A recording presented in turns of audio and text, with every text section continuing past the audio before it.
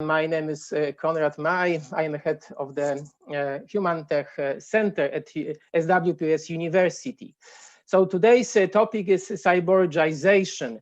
How much of a human will live on in humans? So this topic is related with such questions. Should we be afraid of cyborgization, or should be helpful about this process? It's nowadays every day we can hear about artificial intelligence, about robots. So I think this is it will be very interesting topic, a very interesting event, and I believe that thanks our event we may understand better human brain, machines, and mutual human machine relationship. Also, I would like to say a few words about our project, because our project is not only one event, but this is a series of meetings gathering academics and professionals from the technology sector, from Poland and other countries. And I would like to mention that the structure of our meeting is always the same. Each meeting will include always two lectures, one delivered by a speaker from Poland and one from another country. The lectures will be followed by panel discussion, and our panelists will represent different approaches to innovation and technology. Which is very important, that our project is co-financed by the Polish Ministry of Science and Higher Education. And I need to also say a few words about our partners, because without our partners, I guess our event would be even impossible. So we have, as you can see, a main partner, PFR Foundation, our media partner ITWIS, also Polskie Towarzystwo Informatyczne, so IT Society, and also Ośrodek Przetwarzania Informacji, we may say the Center of Processing Information, Zrobotyzowany PL. This is a very interesting internet portal, and also a portal, artificial intelligence portal, Sztuczna Inteligencja. And I would like to mention that today's event is exceptionally part of the BRAIN event at SWPS University, and also Dr. Max Bielecki will lead our discussion panel after two lectures. And maybe this is important to say that this is we organize to date 12 meetings, but our next meetings about brain and technology will be organized at April. So please follow our Facebook, our social media, because on our websites we inform our viewers and listeners about future events. Okay, I don't want to extend too much this introduction, because I would like to give more space for our guest. As I said, today's topic is cyborgization, and today as keynote speakers will be Professor Kevin Warwick and Professor Wiesław Nowinski. The first speaker will be Kevin Warwick. On the screen, you may have the whole group of our speakers. As I said before, we have two main keynote lectures, but also we have wonderful, outstanding speakers in our panel, and Max Bielecki will be moderator of this panel. But at the beginning, we have Kevin Warwick, as I said, emeritus professor at Reading and Coventry universities. Professor Kevin Warwick is famous because of his implant, and he's called as first cyborg in the world. As you may read on the screen, because the whole biography you may see on the screen, and also you can read on our website, he published over 600 research papers, which is amazing. And also he has been awarded many amazing high doctorates by, for example, Imperial College and the Czech Academy of Science. Kevin has been the recipient of 10 honorary doctorates, which is, as I said, a huge challenge, and it is amazing. So, Kevin, thank you very much for accepting our invitation. And so let's start. The virtual floor is yours. I guess you know how to operate Zoom. So I need to stop sharing the screen. And as I said, the screen is for you. Okay.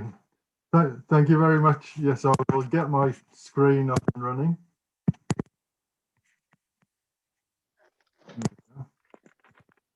So hopefully my screen is there now. What I'm going to be talking about is my motivation, really why I've wanted to become a cyborg and what I've done in that way. We're looking in this presentation not only what a cyborg is about practically through experimentation. So these are all practical experiments with results. Maybe there's a little bit of speculation there, but it's really based on practical experience.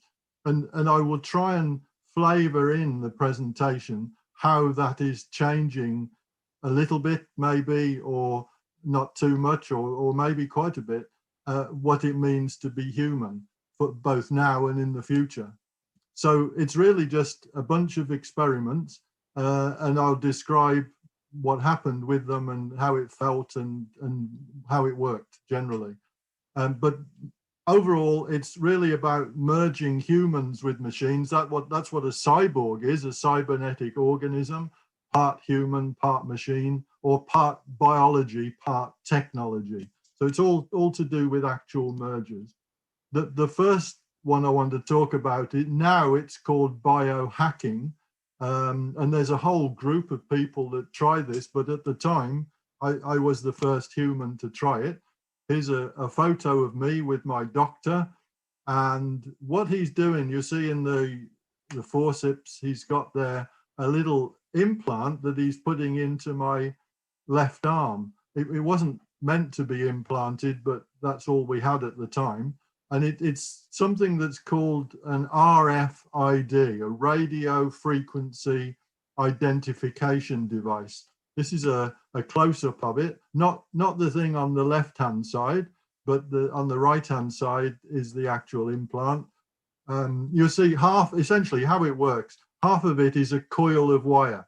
The copper-colored thing on the right-hand side, the upper part of the implant. That's how it gets its power. So in my building, we had door frames with big coils of wire in the door frame with electric current going through them. And when this implant was in my arm, if I walked through the door frame, electric current was induced, very much like how a transformer operates. The current was induced in the coil, in the implant, from the current in the coils of wire. And what that current did was simply energize the chips in the implant, which were storing a coded message, just a set of numbers, which the coil then transmitted back to the big coils of wire in the door frames. And they were linked to our computer in the building. So essentially, the computer in the building knew who it was, that it was me because of the code, and where I was in the building at particular times. So it did things for me for the experiment. So if I walked down the corridor, the lights came on just for me because the computer knew it was me. If I went to my laboratory, the door opened automatically. So it was great fun, essentially, doing things like that. Coming through the front door of my building, it said, "Hello, Professor Warwick," which was great when there was somebody else standing there and there was this computer suddenly saying hello as I walked through the front door. But it was all because of the tracking device. I mean, largely I was still human, but it made me feel a lot closer, I have to say. The computer was doing things for me. It knew it was me as I moved around, but we could have changed what was happening. To be honest, it's the same technology that if any of you have got a cat or a dog with a chip implanted, it's the same technology as that. It's probably just a little bit bigger in a way, but it's bigger, it means it can work over a greater distance. But what you can rest assured, if you do have an animal with a chip implanted, that the technology was fully tested on humans before your animal got the device. So you can feel happy with that. So that's the first one. Quite a few people are experimenting with that. If you haven't experimented with it, maybe you should think about it. But something else, this is experiments 2. I've had 3 students. The first one was for a master's degree. One of them I'll describe was for a PhD. And what they've had is magnets implanted in the fingertips. And you see the hand there is actually Jawesh's hand. This was the master's student. And you see the scalpel making a little hole in the finger. And what's put in the hole is a little permanent magnet. But it's interesting. You'll see the guy that's doing this, you'll see he's got tattoos on his arm. And that's because he's a tattoo artist. That's his main job. But this presents a bit of a problem for us because we have to get ethical approval from the university to do this. You can't just put implants into students as part of a course. You have to have ethical approval for it. And here, the problem is that the guy, you can check this out. He has a web page and he calls himself Dr. Evil. This is the tattoo artist. And on the forms for the university, there is a line, it says, who is carrying out the medical procedure? And we have to put on this Dr. Evil, which of course, boring committees in universities tend to cause problems. Oh, maybe you shouldn't do this experiment. But we get by nevertheless. So this is Jawesh's fingers. You can see this left hand. We're supposed to say it's the left hand because he's right-handed. Of course, nothing will go wrong, but just in case it does, is put into the left hand. He's got 2 permanent magnets in the fingers. And what we're trying to do, because humans are limited in so many ways. The more you work with technology, the more you see how humans are limited in what we do. And in one of the things, of course, is in terms of senses. We have evolved to sense the world in a very limited way. We miss out most of what's going on around us. The brains don't perceive it. We just miss out on all that information, which is terrible from a technical point of view. Ultrasonics, ultraviolet, X-ray, you name it, we miss it. The visual spectrum is really quite limited in frequency range, the audio as well, and so on. So most of what's going on, I heard a guy at NASA saying about 95% of what's going on around us as humans, we don't know about. It's not that we're too stupid, we're just not getting the information in. So why can't we increase our range of frequency input? And this is one way of looking at that. Jawesh has got the implant in his finger. On the baseball cap are ultrasonic sensors. This is a bit like how a bat senses the world. So how it works is if an object comes closer to the ultrasonic sensor, then when the ultrasonic sensor is linked to the coil of wire wrapped around Jawesh's finger here. So as something comes closer, that increases the current. which causes the magnet to vibrate in the finger. The closer the object, the more the magnet vibrates. The further away the object, the less the magnet vibrates. And you're really very sensitive in the fingertip area, and you just small changes that the person can detect. So you can detect even with a blindfold on, or if you are blind, of course. This is where the mixture between therapy and enhancement gets very fuzzy, that if you are blind, you can have an implant of this kind, and it gives you some indication of things around you. If something's coming closer to you or you're getting closer to something, this gives you that indication. And it can be very accurate to small changes in movement. And I'll talk about ultrasonics again in more experiments later on.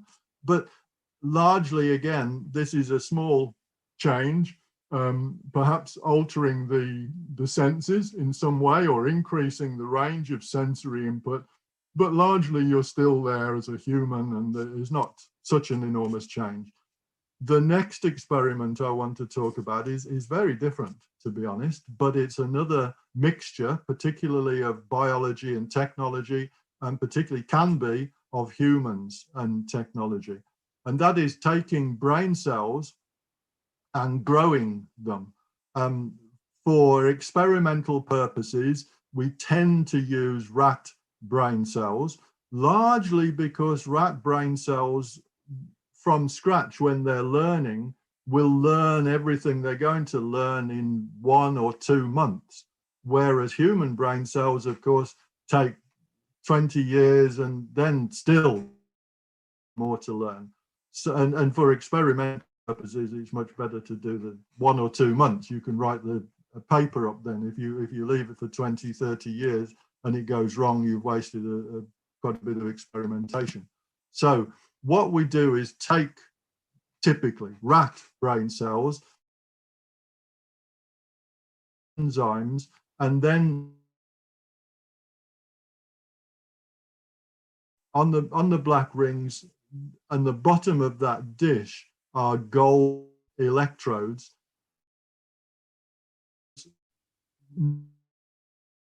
50,000 possibly are squidged into those black rings. The black rings are there to try and keep the brain cells moist, because these are living tissue, living brain cells, and we have to keep them so they don't get dehydrated. They have to be moist. We have to feed them every couple of days, and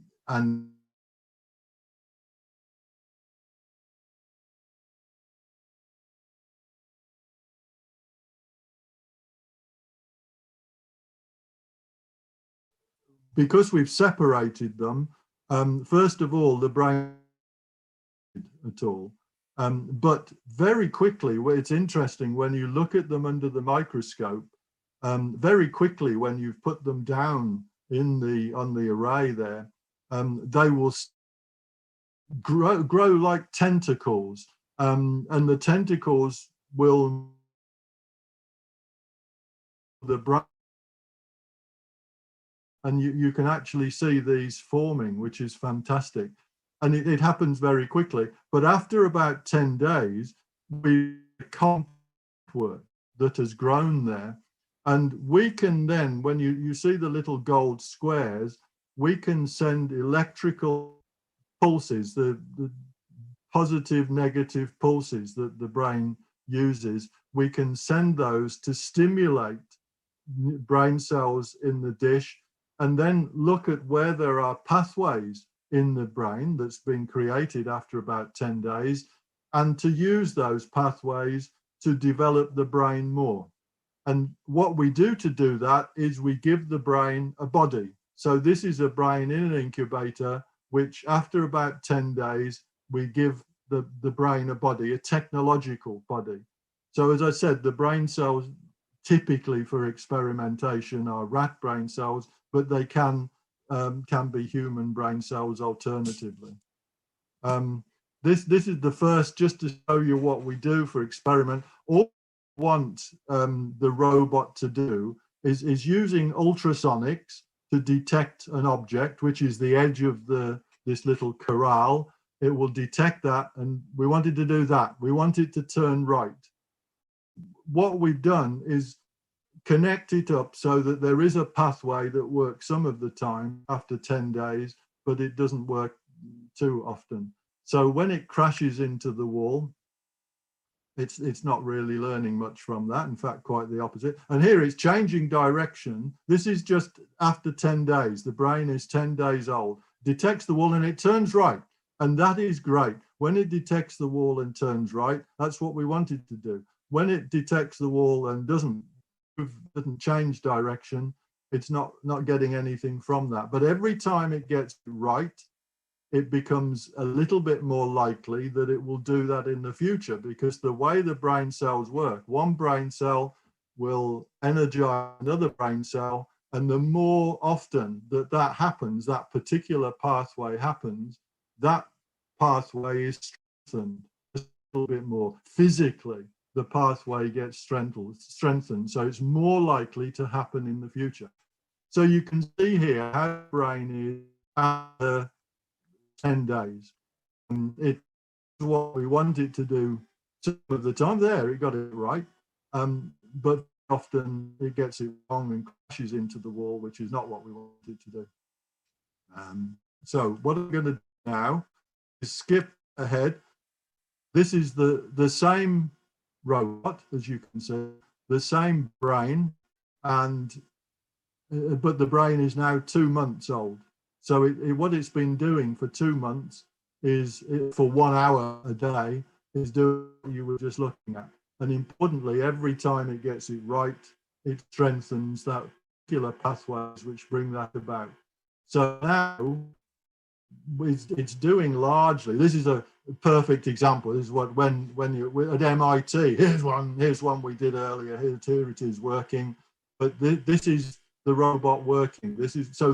The only change of directions are caused by the biological brain. There's no computer in there changing what it's supposed to do or anything like that. The decision to change direction is the biological brain which brings that about. So bing, there we go. So that was the decision by the brain. It received a stimulus and it made the robot change direction. All perfect like this. This is a two-dimensional brain, so it's about 150,000 neurons. Of course, I said can easily be human brain cells. And the other thing is we can grow the brain in 3 dimensions. We use a lattice structure and grow it in 3 dimensions. That takes the number of brain cells up to about 60 million brain cells, which is still not the 100 billion of a human brain, but 60 million brain cells is I feel is quite reasonable. The problem is just doing this is very trivial, even for a brain of 150,000 neurons. This is a very trivial example. So we try and extend it. So it turns right and it turns left, and when you make noises, it changes and does this, but it's still very difficult for trying to get some meaningful behavior into this brain, which is start off in a semi-random way. However, it's just a different type of robot, and when we're looking at cyborgs and what's possible, this, of course, is very different. It's like if I took a bunch of your brain cells and put them in a robot body, it's very different to you. The body is different, the environment is different, and whether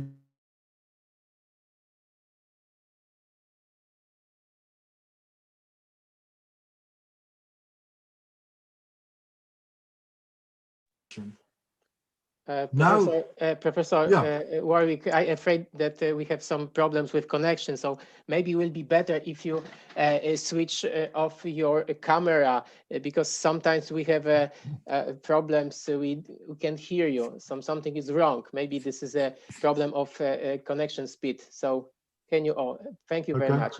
I hope we'll be better now. Thank you. Okay, I'll keep going. Please tell me if there's still a camera or still a problem with the connection. What I want to talk about now is more a therapeutic example, namely deep brain stimulation. This is a treatment that is used mainly for people with Parkinson's disease, but it can also be used for clinical depression, for Tourette's syndrome. There's a whole range of problems. I think there'll be many more neurological problems that it'll be used for. But what it involves, now I seem to have locked up.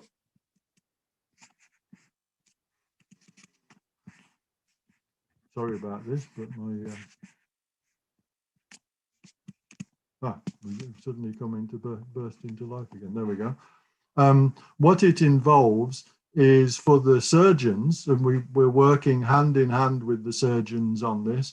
For somebody with Parkinson's disease, they will drill a hole down into the central area of the brain. It's either the thalamus or the subthalamic nucleus. So these are tiny areas right in the center of the brain. And then they will push a spindle, and we see this on the image, down into that part of the brain. And it has typically 4 or 6 electrodes on the end of the spindle.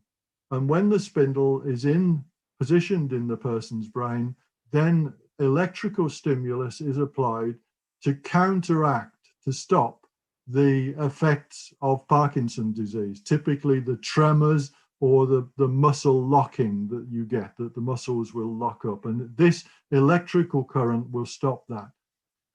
If the person has Parkinson's disease on both the right and the left-hand side of their body, then they will need 2 of these. So they'll have one on one side, one on the other side.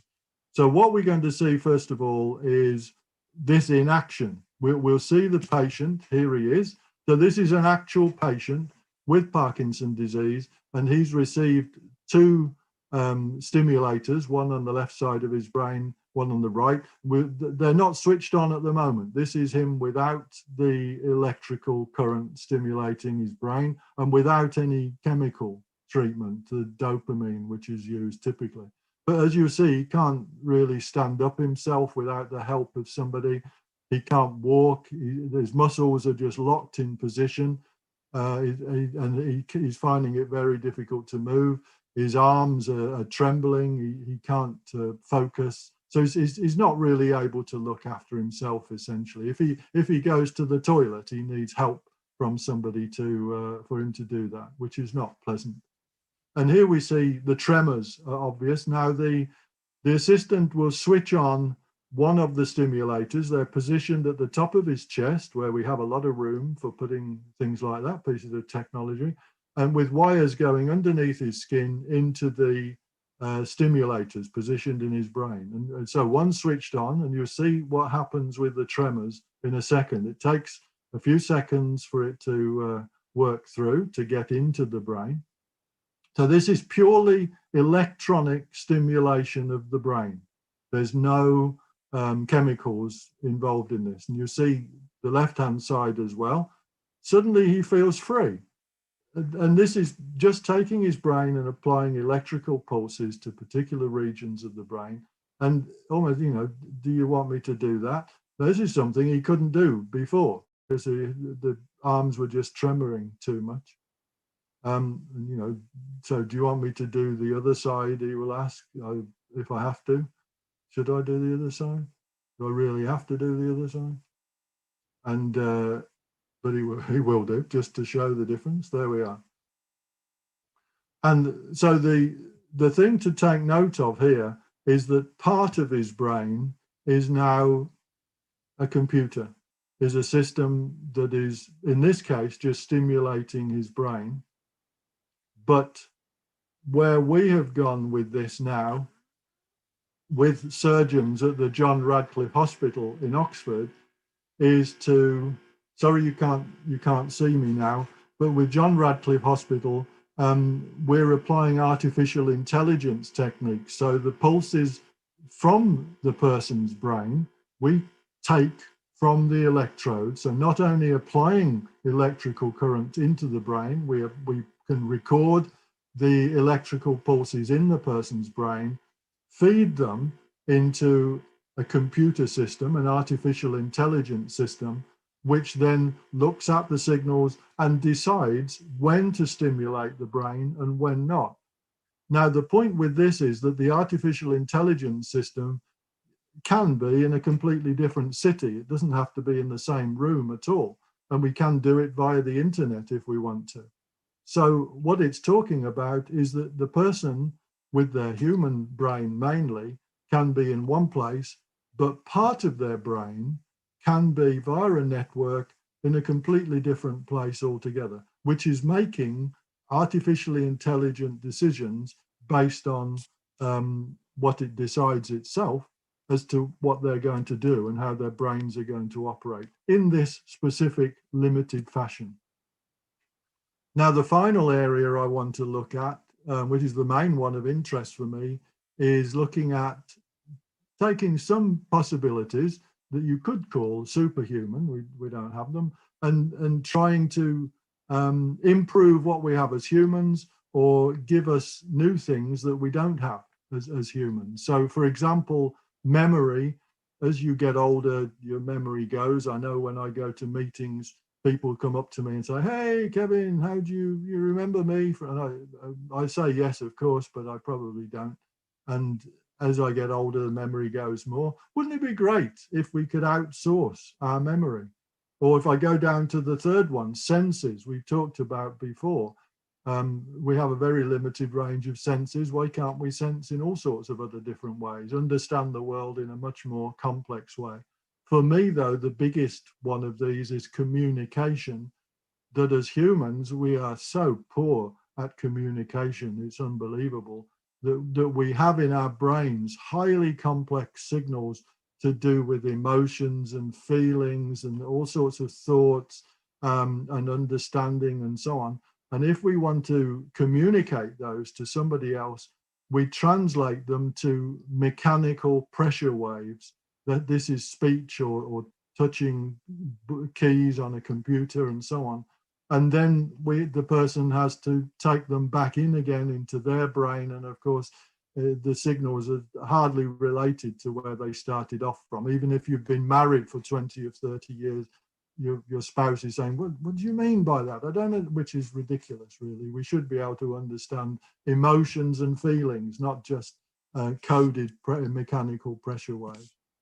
This is Campbell Aird, who lost his arm due to cancer, and he's been given this robot arm, but you see him flicking a switch to operate the robot arm, what would be much better is for him to control the robot hand directly from his brain.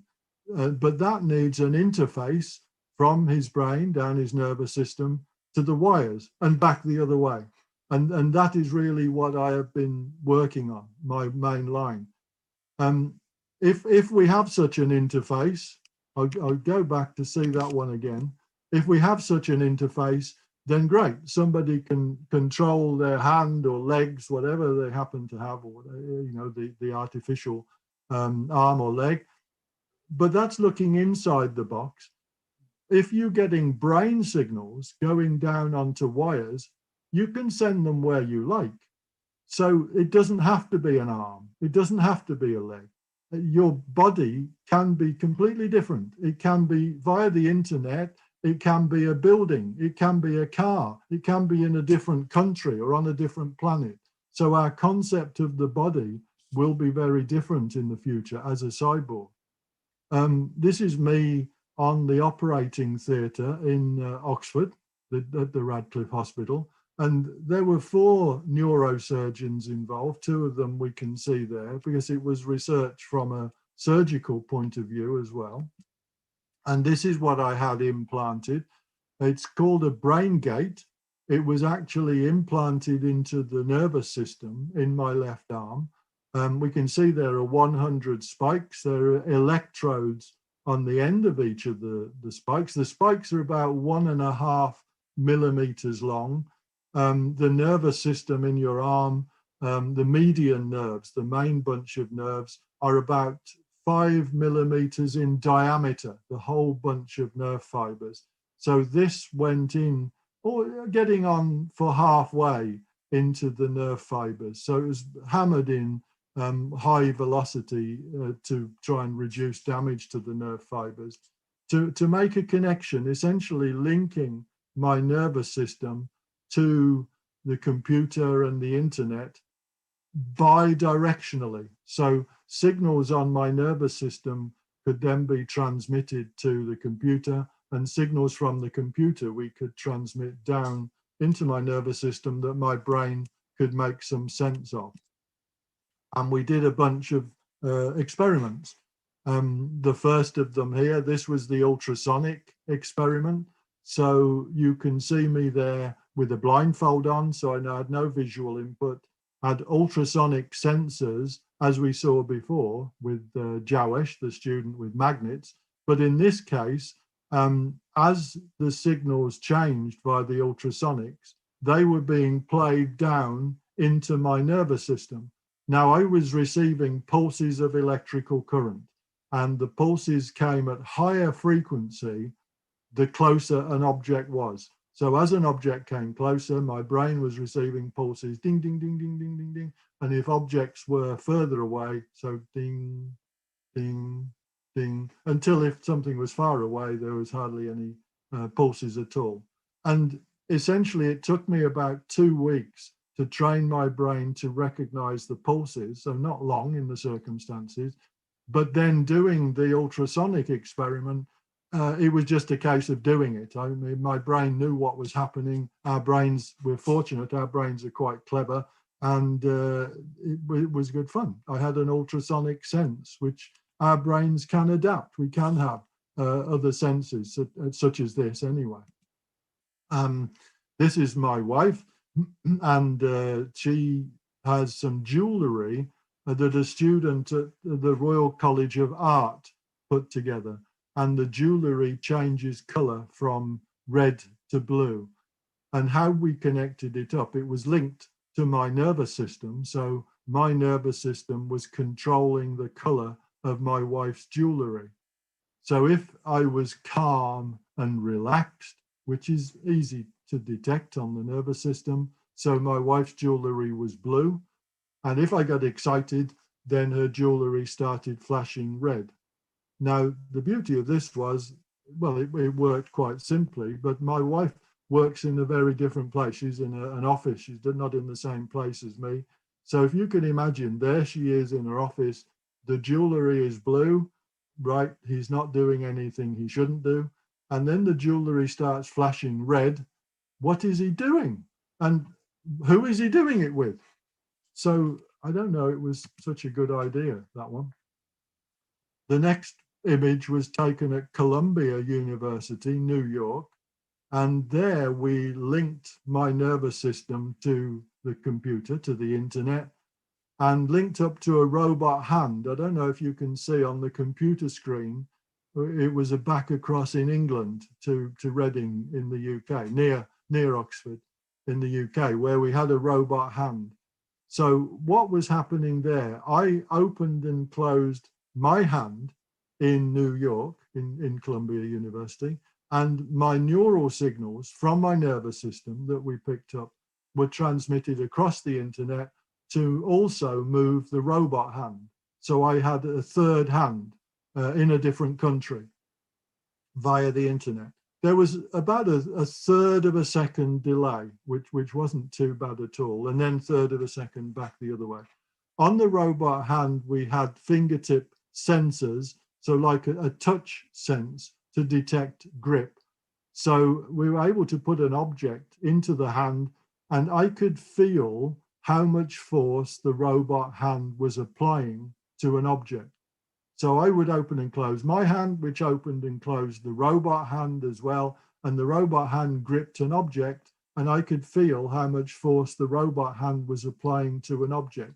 And what I was trying to do in the experiment was to get the hand to just hold an object, the egg test, if you like, where it holds the egg and it doesn't break the egg, it doesn't apply too much force.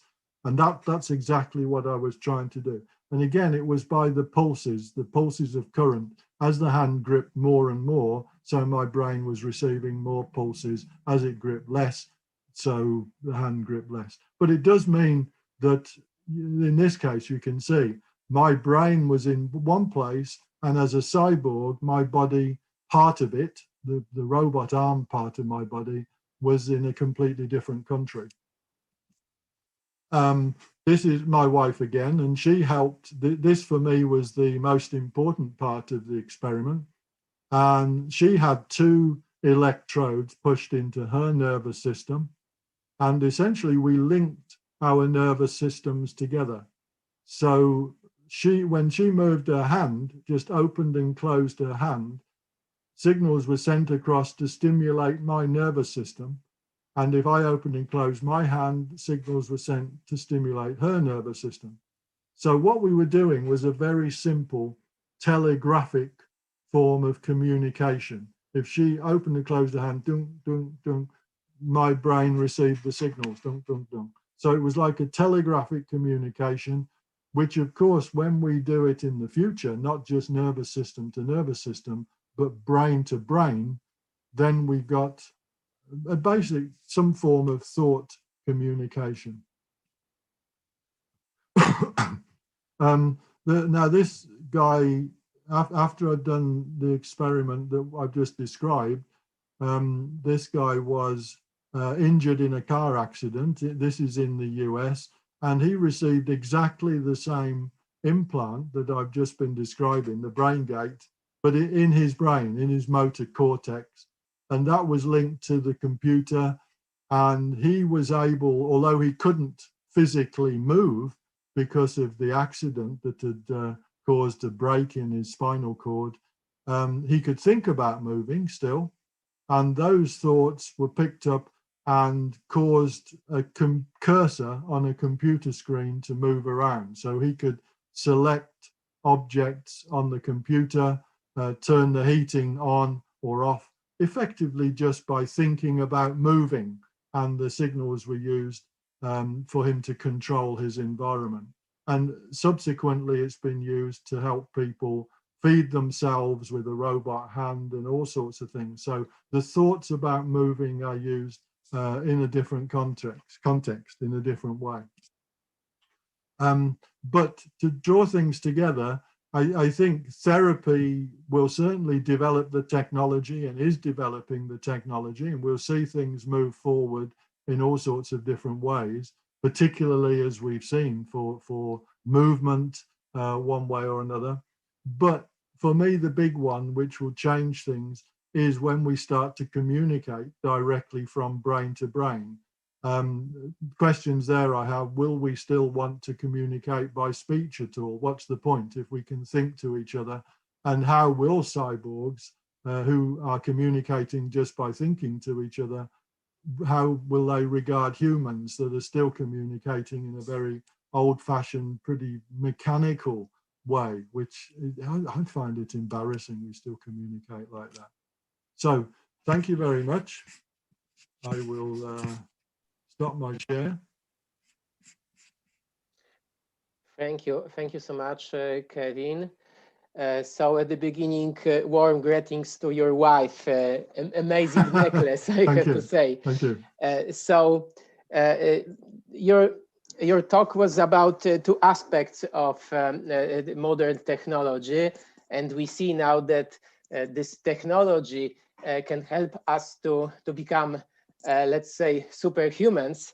But on the other hand, in terms of course, to expand our capabilities. But on the other hand, by brain stimulation, by implementation, some implants, this technology could be helpful for people for those who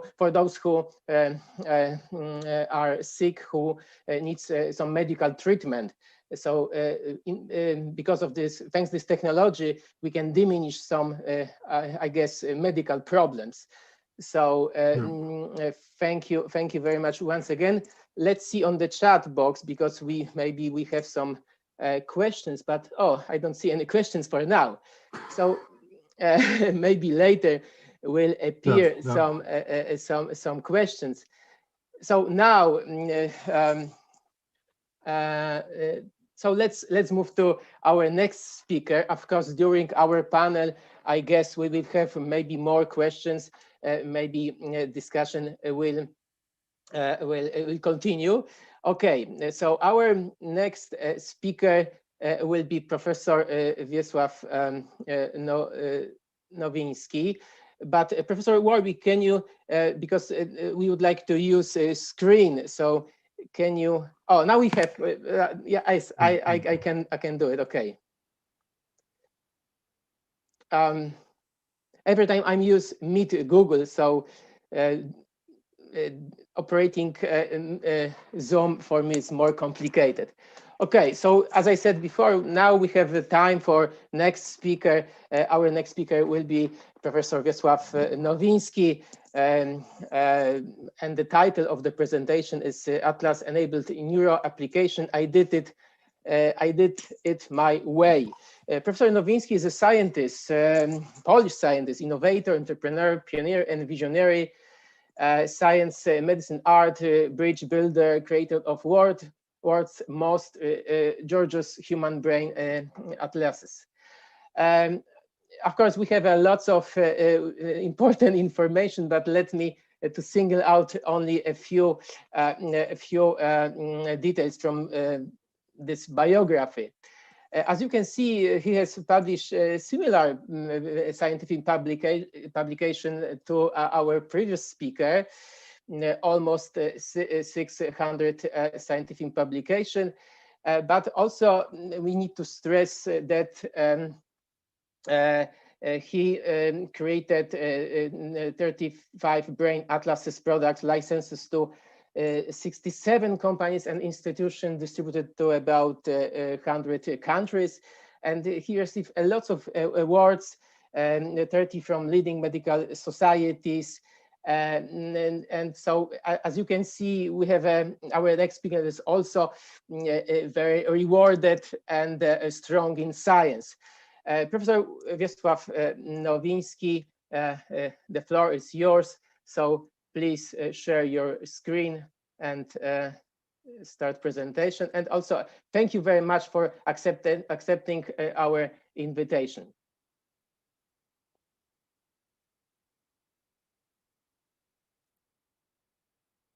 I hope that Professor Nowinski is with us.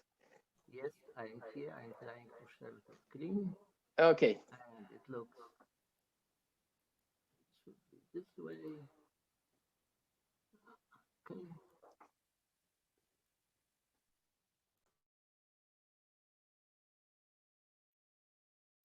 Okay. So, hello, everyone. Thank you very much for inviting me to present at this exciting event. I am going to talk about the human brain. Maybe I also should switch off my video. Okay. So I'm going to talk about the human brain, brain atlases, and atlas enabled applications. Usually, when we present, we are talking about what has been done. I try to present what and how, and I hope that some of my how might be useful to some of you in pursuing your own what's.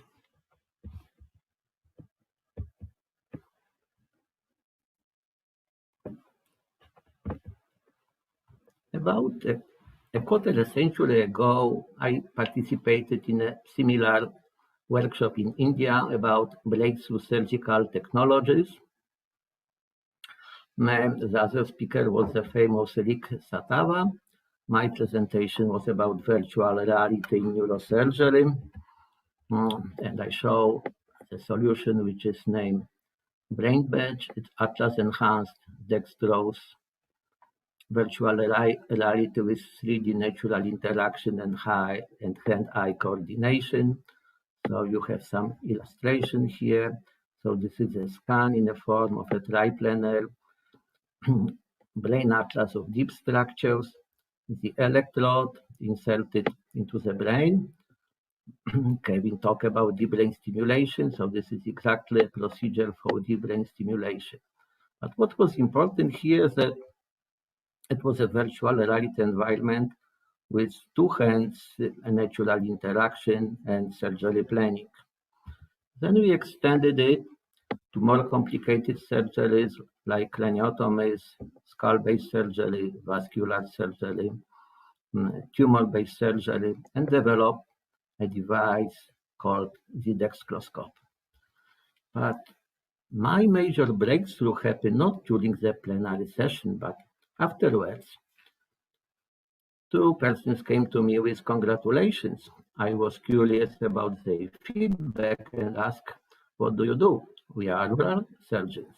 Wow, what sort of surgical workstations do you use? Any navigation system? None. Any imaging in your operating room? Any scanners? None. Any computers? Any intelligent devices? None. But what about anesthesia? We use acupressure. I was surprised. How many cases did you operate it on? 2,000. And any mortality? 0. So I was really puzzled, saying, look, I came here to talk about some magic and expensive technology, but the real magicians are in front of me. They do things just with their hands and brains. And it changed my way, how I try to approach to research, and it also helped to shape my own research motto and motivation. Namely, if a doctor helps thousands of patients and a researcher could help thousands of doctors, then doing medical research is the most rewarding job. So of course, we scientists, we should go beyond publications. We should try to deploy our solutions to make them useful to our audience, in my case, to doctors, patients, and medical students. Of course, to do this kind of work, it's pretty interdisciplinary, and it requires to determine innovative niches. So it also helped to shape my research identity as bridge builder, initially building bridges between medicine and science, and then adding art, because I consider the brain to be very beautiful. So why human brain? The human brain is the most complex living organ. Therefore, it's a huge scientific challenge. And also more, 21st century is the century of the brain and mind. Brain research is the next big wave after the space conquest. And there are fundamental questions about the brain. How has it evolved? How does it develop? How is it organized? How does it function? What are the design principles? What are the paths of information flow? How do pathological processes impact its underlying structure and resulting function? And how to treat about 1,000 neurologic disorders. But it's also a huge market opportunity. Our society is aging. It will double by 2050. 1/3 of adult West population suffers neurologic disorders, meaning every third person. Brain disorders are the most frequent, and their cost is high and growing. 800 billion in the US and Europe per year. But in fact, it's more than the opportunity. It's also a critical need due to technology disruption. So let's look at the current trends. We observe tremendous growth and developments in massive computing power. It doubles every 18 months. It's more slow. Networks and their speed, 5G. Massive data set collected by companies like Google or Facebook. Big data algorithms. improve open source code libraries and frameworks, and artificial intelligence, especially machine learning, winning many competitions over humans. And these are the headlines from the last month. Musk has wired a monkey to play video games using its mind. In fact, Musk says that we are already cyborgs because we have a tertiary digital layer thanks to our phones and computers. And with a direct network interface, this bandwidth will increase 1,000 times or 10,000 times or even more. And of course, many examples were wonderfully given by Kevin. So what are the consequences of this technology disruption? There is a growing gap between artificial intelligence and human intelligence. Some even call it natural stupidity. Since there is a potential digital dictatorship, total surveillance of external activities. Every my slide, word, or click is at present recorded. And our inner experiences from body, sensor, and brain implants, of course, will be recorded and translated by artificial intelligence. Artificial intelligence enables and centralized processing of enormous amounts of information. It's not anymore at the level of company or institutions. It's getting global. And decisions will be shaped by artificial intelligence.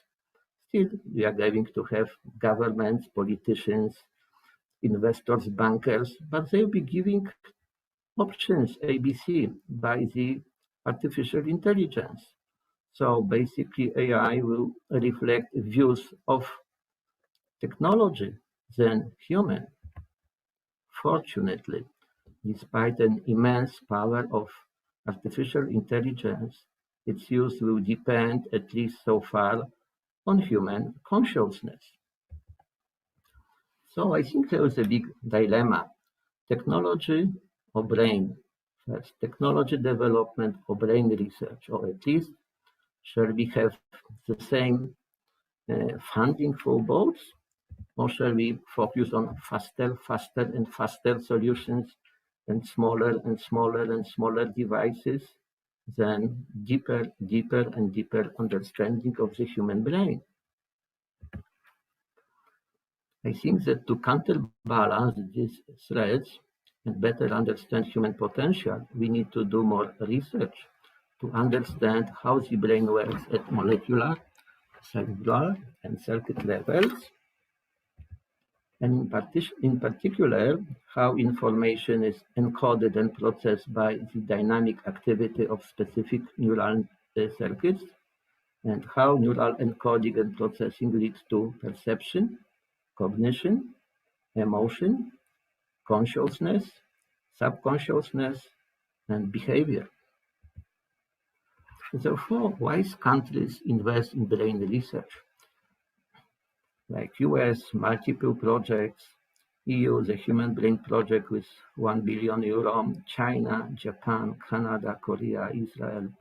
These are large-scale brain projects, long-term, well supported by the governments. My contribution to this global research is about human brain atlases. This is a very dynamic field of view. I have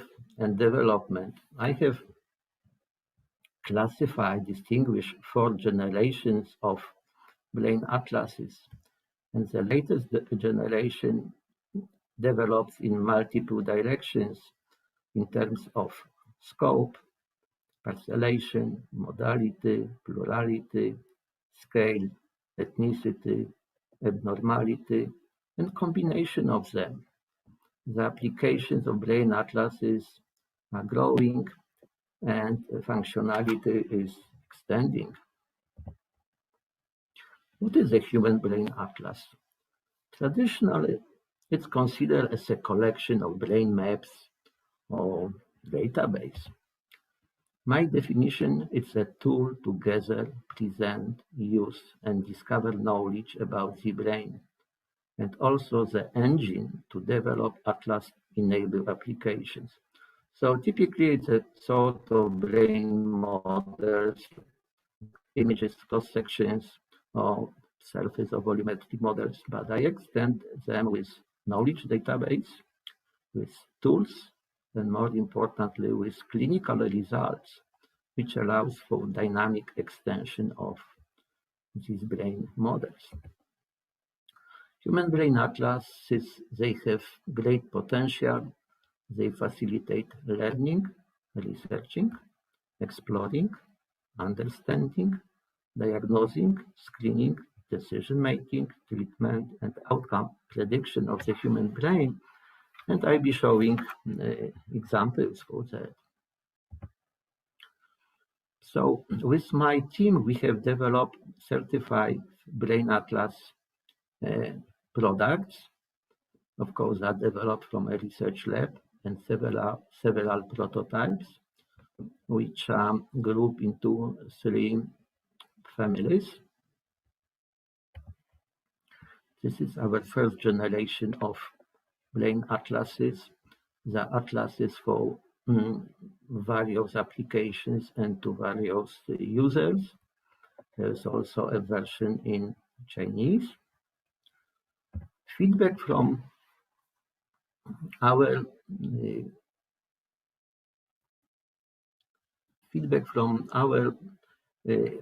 users, it's critical. So basically, this is from neurosurgery, a truly unique accomplishment that marks a new stage in clinical neuroanatomy. So it's very encouraging to keep development. This is our third atlas for students, teachers, and researchers. And the comment is, why are interactive computerized atlases like this still surprisingly rare? My answer is because it's much more difficult to develop a product which is simple for its users. This is the second generation of my brain atlases. It's derived from imaging. We see that also mobile solutions.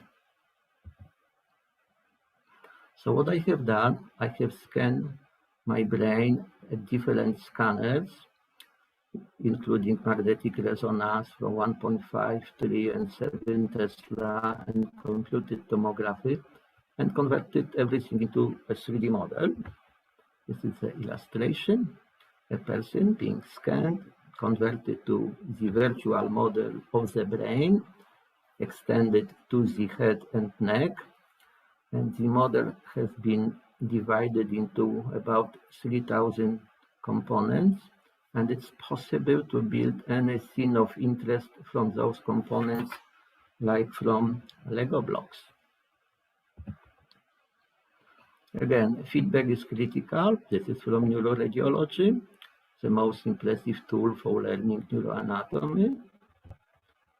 And this is from the detail of the classic anatomy is astounding, an excellent product that would benefit all students learning neuroanatomy. So I knew that I'm on the right track and I should work in this direction. Then working with some publisher, it's critical to do promotion and distribution, and it's even better that the publisher promotes the author over the product itself. So clinical meetings like this one, American Society of Neuroradiology or Radiological Society of North America, were very critical for me, for the present and for the futures. Regarding the present, our publisher promoted the atlas, demonstrated it, and distributed. For me, for the future, I presented new prototypes, new ideas as scientific exhibits, getting feedback from hundreds of potential users. If people came and asked, is it available commercially? I knew that I have to spend another 2-3 years to develop a product. But if there was no interest, I put it aside, working on a better solution, a better niche. Media coverage also helped. The atlas was featured in the Discovery Channel twice. Atlas-based applications. So I'm going to talk about neuroeducation, brain research, neurology, psychology, psychiatry, neuroradiology, and I will focus on neurosurgery, including the brain stimulation. Neuroeducation is critical because it serves to prepare new generations of doctors and neuroscientists. Since we have to do more research about the brain, it's so critical to train new scientists. So what was a novel feature of our atlases? Continuous navigation and exploration, surface and sectional anatomy together, presentation in context, correlation of anatomy and terminology, simultaneous presentation of multiple systems, wide scope of presentation from local to global, virtual dissections, quantification, generation of teaching materials, automatic testing. So all those features, they make the atlases unique for education.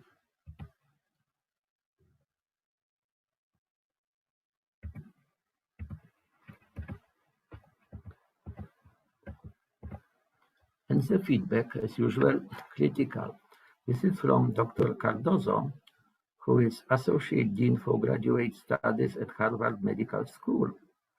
He says, I have been teaching the human nervous system for the past 15 years.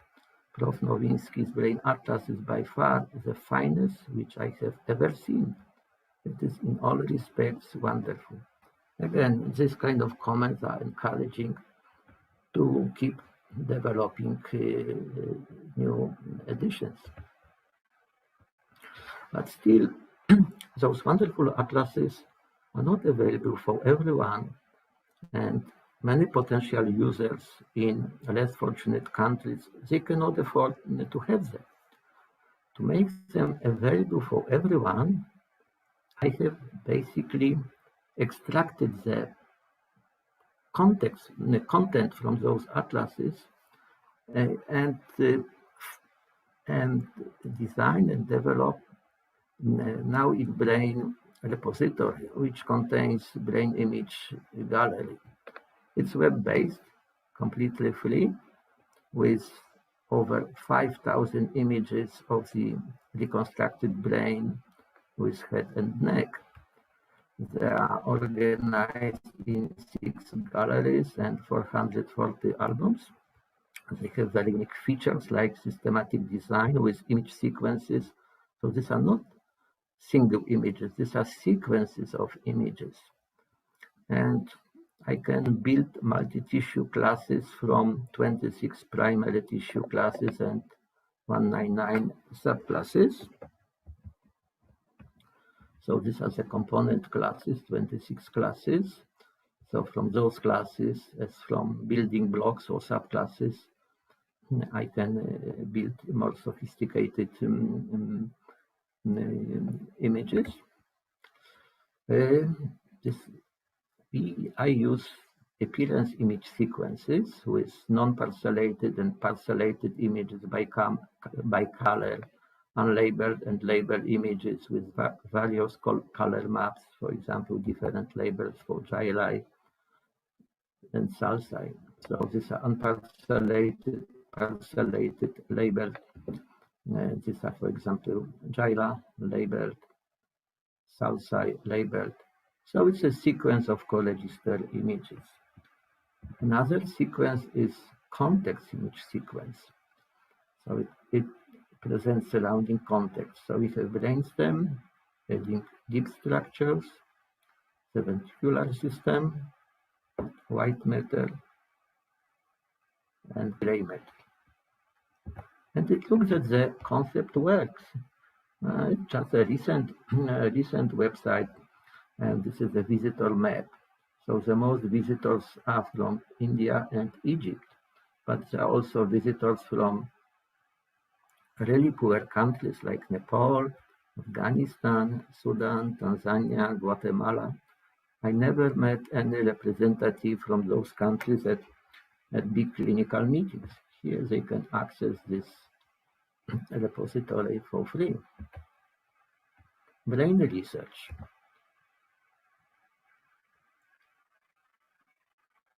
Most mapping. In this case, we can use this atlas for functional imaging to read structural images, functional images, map them into the Talairach space using Talairach proportional system. I'll be talking about that in a while. And then we also use Talairach atlas extended with functional Brodmann areas to quantify those activations. This is, for example, a visual experiment. Here we can see activations, those bright spots, and the atlas tells us this is Brodmann area 17 and 18, meaning the primary visual cortex and the secondary visual cortex. That's a more complicated situation. So here we have an image which is almost homogeneous, and underlying anatomy is not visible, and there is a small activation here. And the atlas tells us that this is a lateral geniculate body, so it's part of the visual system. Neurology. So we have the brain atlas, and what we can do, we can simulate damage of different regions. Here's the simulation of damage, this white ball, of the facial nerve, CN7, okay? And the system tells us what are the resulting signs, symptoms, and syndromes. Like here, all facial nerves are paralyzed, and lots of taste in the 2 thirds of the tongue. So again, this was awarded at the meeting, so I extended the concept to regional anatomy, cranial nerves, and vessels in the form of the 3D Atlas of Neurologic Disorders, which basically bridges neuroanatomy, neuroradiology, and neurology. These are the examples of vascular-related disorders. So here, this white cylinder on the posterior communicating artery indicates stenosis, and we can read what are the symptoms. These small balls within the vertebral artery, they simulate emboli. And what is happening? It's TIA, transient ischemic attack. Here we have ischemia in the pons, in the lateral pons. This is a lesion which bilaterally invades the calcaline artery, which supplies the visual cortex. So we can really expect some problem with vision. This is an aneurysm in the basilar artery. So we see that pathology, which is usually pretty complicated, is simulated in a simple way, and the atlas gives us the resulting signs, symptoms, and syndromes. Stroke. Atlases are very helpful in stroke, and we developed several CAD systems, computer-aided detection, decision-making system for stroke screening, diagnosis, treatment, and prediction. Just one example, this is about the probabilistic stroke atlas, PSA. The PSA is a means of aggregating data and knowledge from the previously managed patients with a long follow-up and applying it to the currently treated patients. A little bit like a person is getting experience.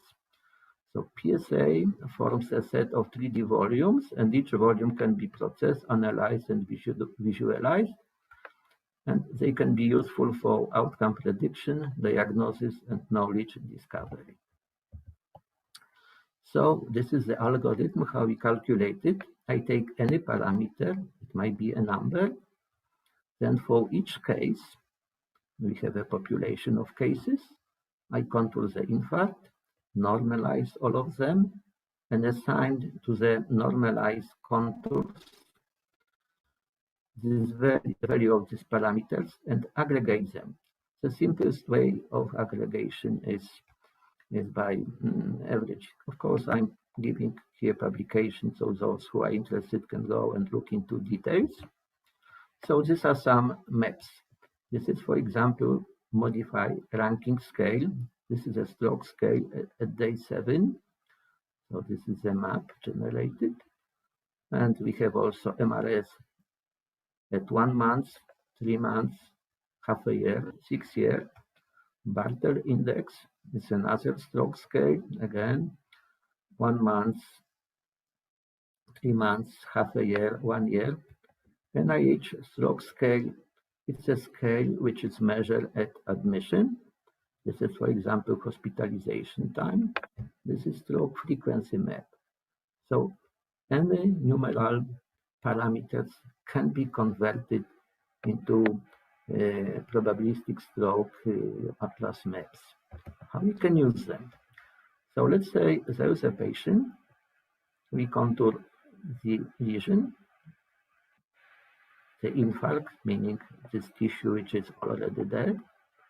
Then map on it the PSA map. In this case, what was selected, it was the Barter index at 360 days. Additionally, I map the anatomic atlas and present at 3 planes, axial, coronal, sagittal. And from the atlas, we read the outcomes of predicted area. So its Barter index is 95. Of course, for validation, we have the real data because we have tracked hundreds of patients for 1 year, and it gives us the actual value 95. Nice media coverage in the Wall Street Journal and the channels News Asia. And they nicely say that one day we might be able to choose what part of our brain we want to keep. Psychology. Plain atlases are still undiscovered in psychology. However, both atlases of anatomy and neurologic disorders, I believe, are very useful.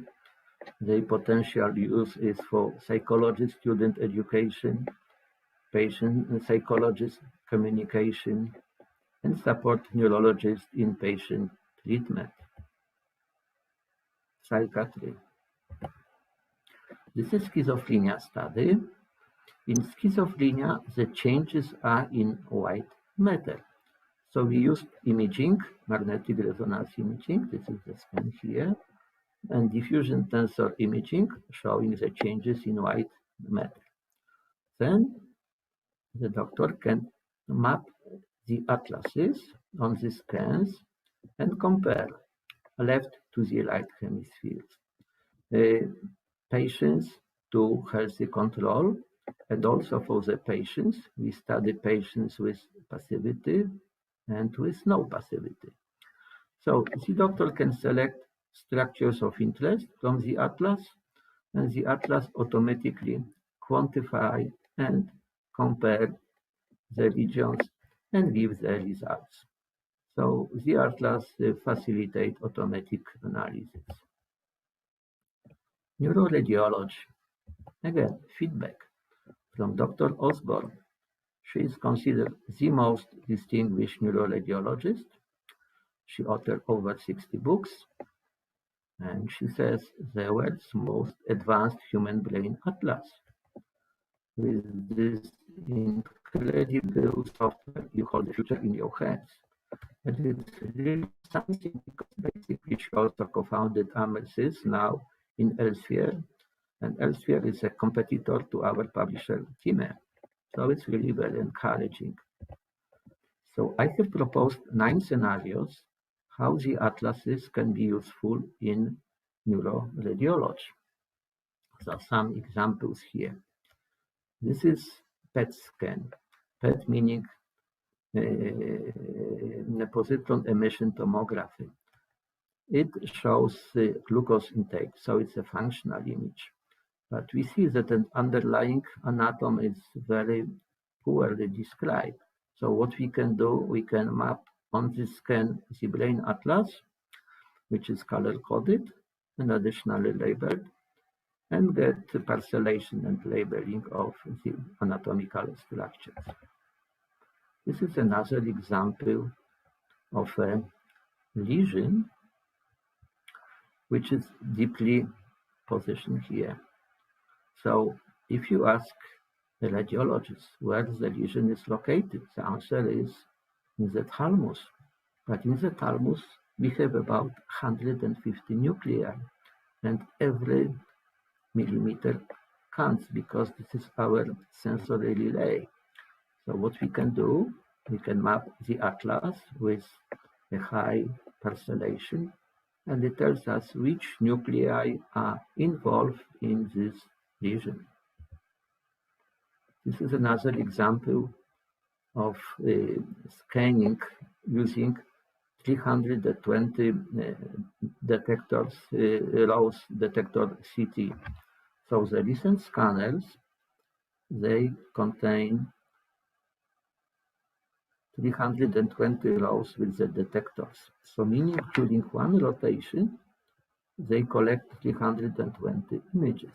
Within a minute, it's about 6,000 to 7,000 images.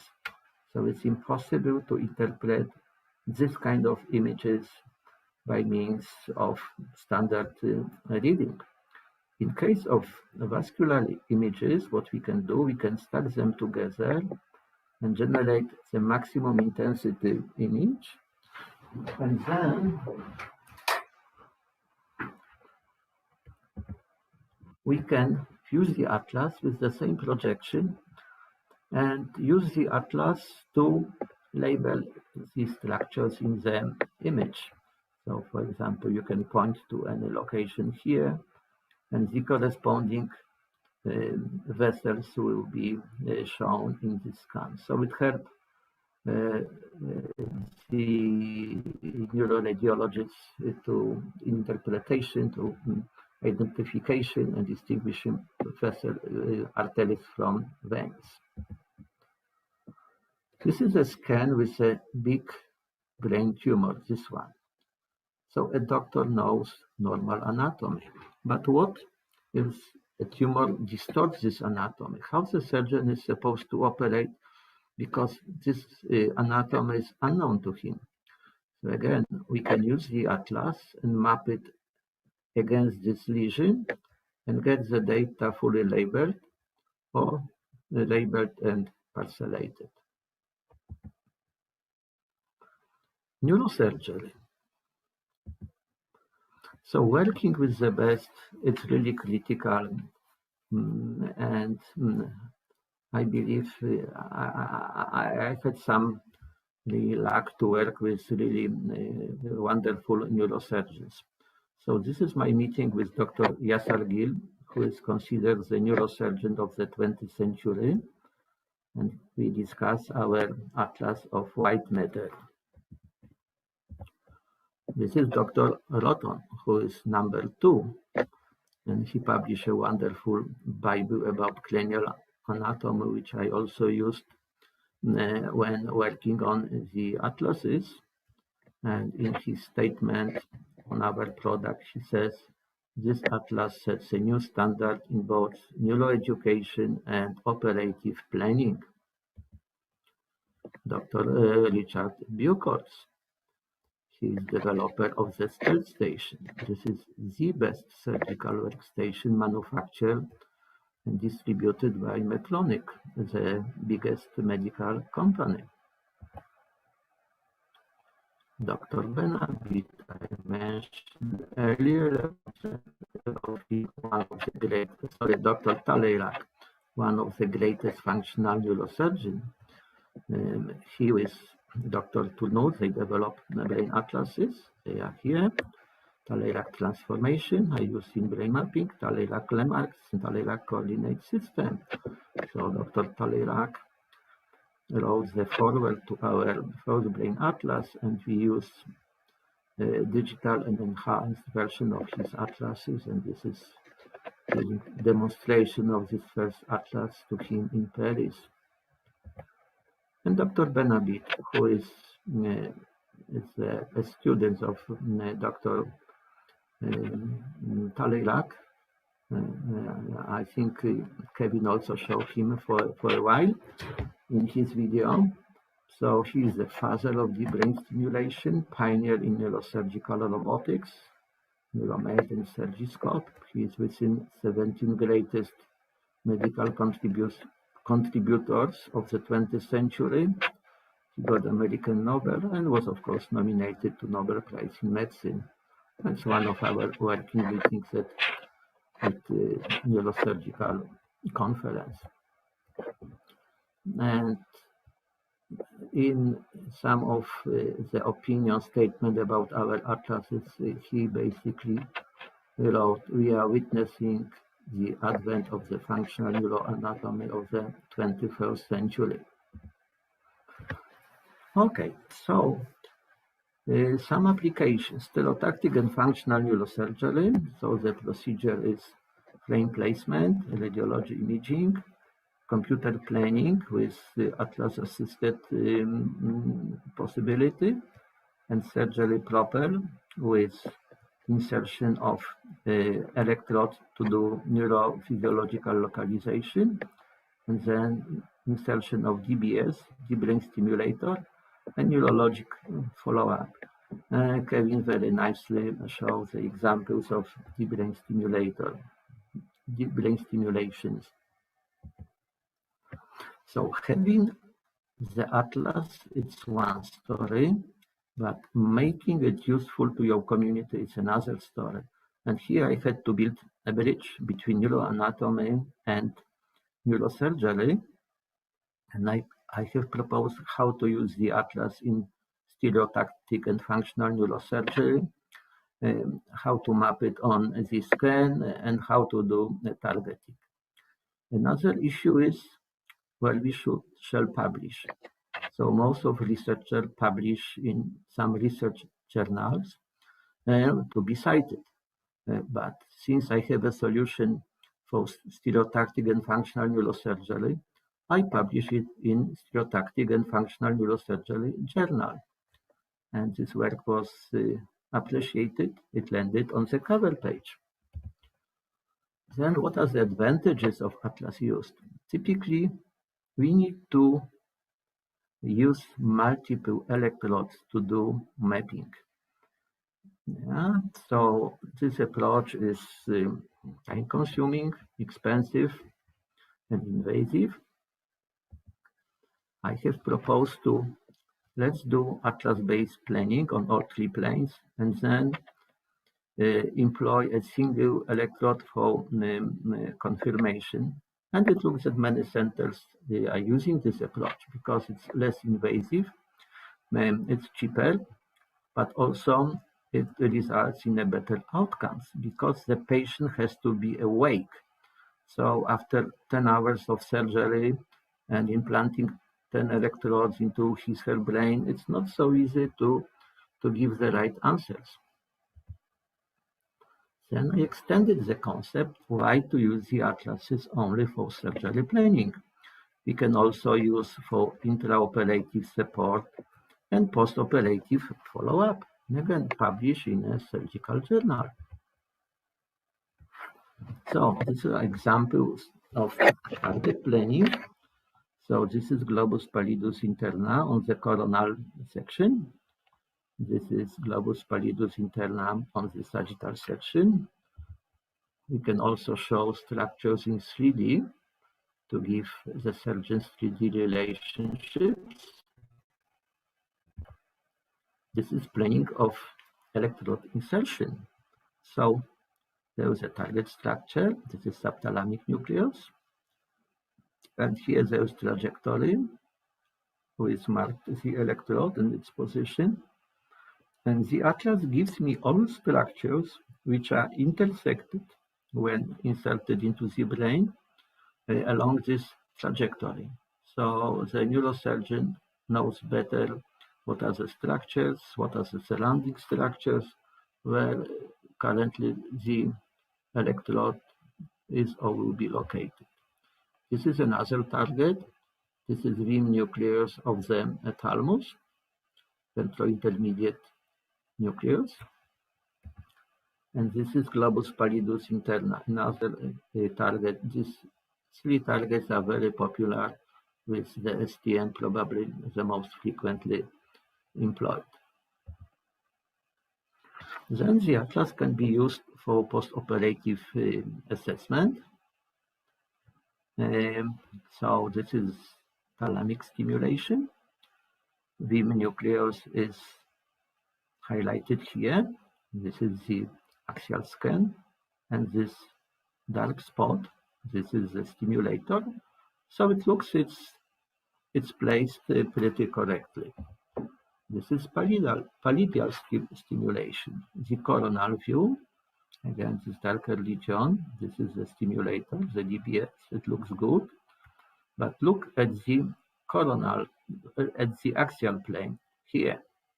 So this is pallidium, globus pallidus, and this stimulator is placed too much laterally and too posteriorly. So the electrode, the DBS, might be not effective. Things like this one might happen because, for example, during electrophysiology mapping, some electrodes might bend. My 13 atlases have been licensed to 13 surgical companies, and hundreds of thousands of patients have been operated by using those atlases. This is an example of iPlan, a brain lab company. So they use the coronal plane. The atlas is mapped on the data. Trajectory is here. This is our atlas installed station of Medtronic. I mentioned that it's thanks to Dr. Buchholz, the developer of the stealth station, in his own garage. So Medtronic, it's closer to my approach, using 3 orthogonal planes, axial, coronal, and sagittal. Trajectory and electrode are marked on them, and this signal from the tip of electrode is also shown here. Okay, another concept is helical stereotaxy. So we need to access this brain, and currently all accessories are linear. So linear electrodes, the brain stimulator, are inserted into the brain.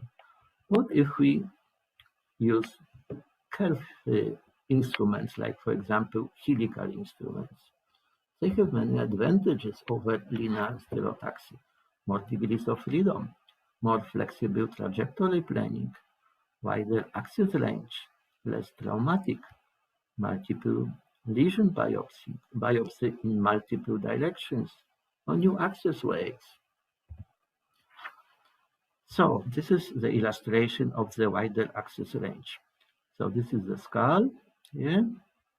There's the opening, linear electrodes are inserted, and they cover this region. With the curved instruments, we can cover much higher region because we can use instrument with different curvatures.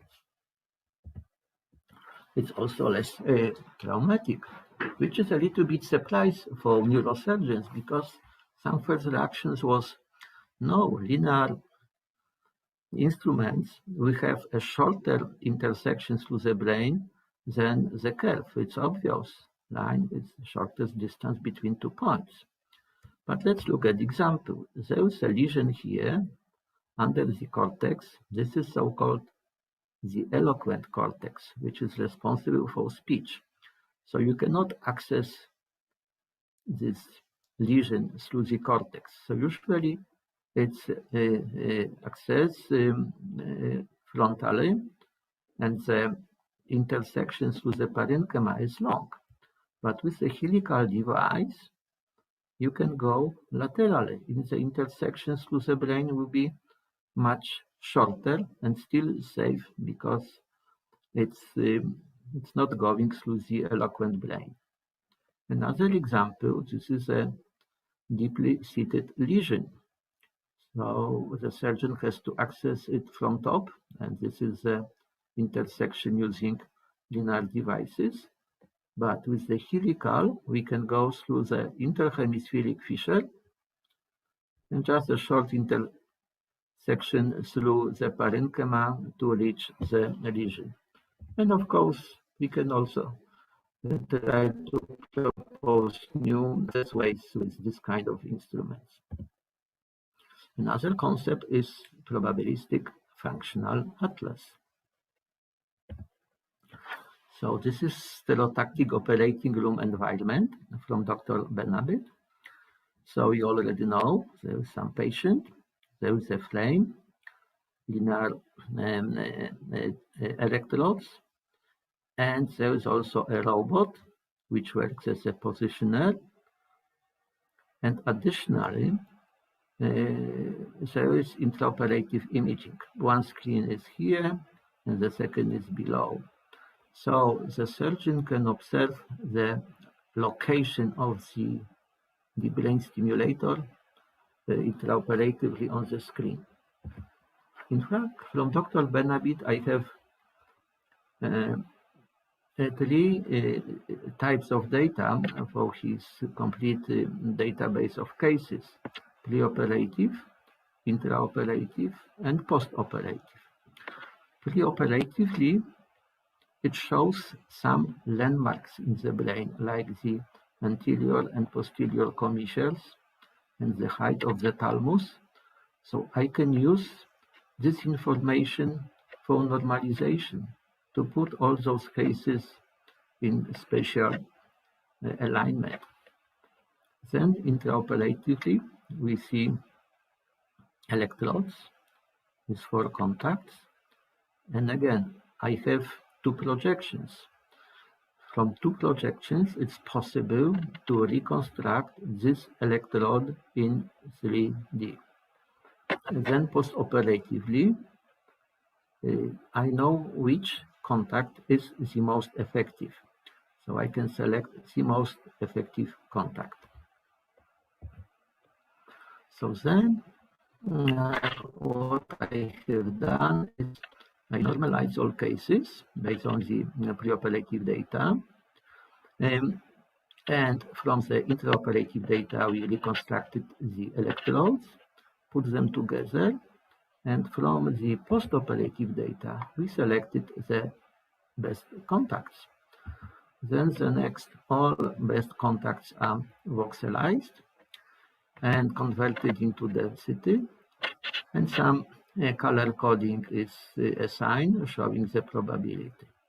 And this is the functional subthalamic nucleus.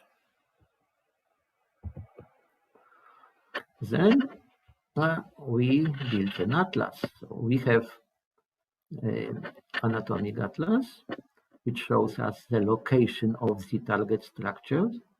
We have the probabilistic atlas, which shows us a point within the structure, which is the most effective. So additionally, we develop some tools for trajectory planning, and we release them as a clinical atlas for planning. And it's, of course, a very low-cost solution because a surgical workstation costs typically $250,000 or even more.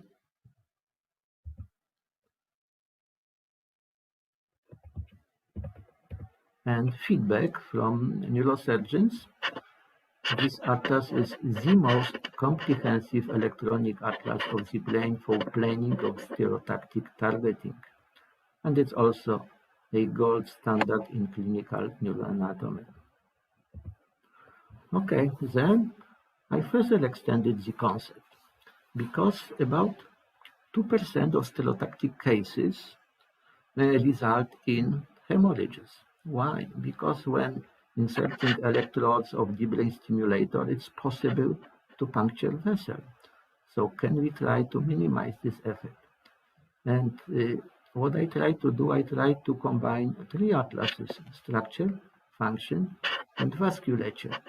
And it allows to plan better trajectories, trying to avoid some major vessels. And again, we publish in a neurosurgical journal, and this work was appreciated and landed on the cover page. Okay, do-it-yourself neurosurgery. It's not a science fiction. I think it's feasible thanks to the atlases. I was invited to contribute to this Bible, to this textbook of stereotactic and functional neurosurgery. And in my chapter, I also put a section about do-it-yourself neurosurgery. So first, this is the patient who should make decision about his, her past and future, and what shall remain and what should be resected from his, her brain. How we can do that? So first we do patient scan, segment pathology, and interpret it by means of the 3D brain atlas of structure and functions, which is fully parcellated and labeled, and map on the scan. So the patient can understand the underlying anatomy function, and then simulate surgical approach using a device like the dextroscope or any other virtual or augmented reality, enhanced with prediction. Finally, the operating room of the future. So with Dr. Benabit, who, as I mentioned, is an expert in surgical robotics, we were invited to contribute a chapter to this book, The Operating Room for the 21st Century. And I proposed the idea which I called DUTIL. So let's look at the current status. So the surgeon is overloaded with instrumentarium and sources of information. So image-guided surgery system providing with surgical workstation, providing legislation, display and tracking, virtual reality environments, integrating many inputs, simulators, numerous surgical accessories, surgical microscopes, endoscopes, intraoperative imaging, CT, MR, fluoroscope, C-arms, X-rays, and so on, ultrasound, robotic devices, OR equipment, monitors, and screens. And also many sources of information for preoperative imaging, depicting anatomy, function, vasculature, connections, and pathology, intraoperative sensory modalities, intraoperative imaging, virtual body models, including stereotactic brain atlases.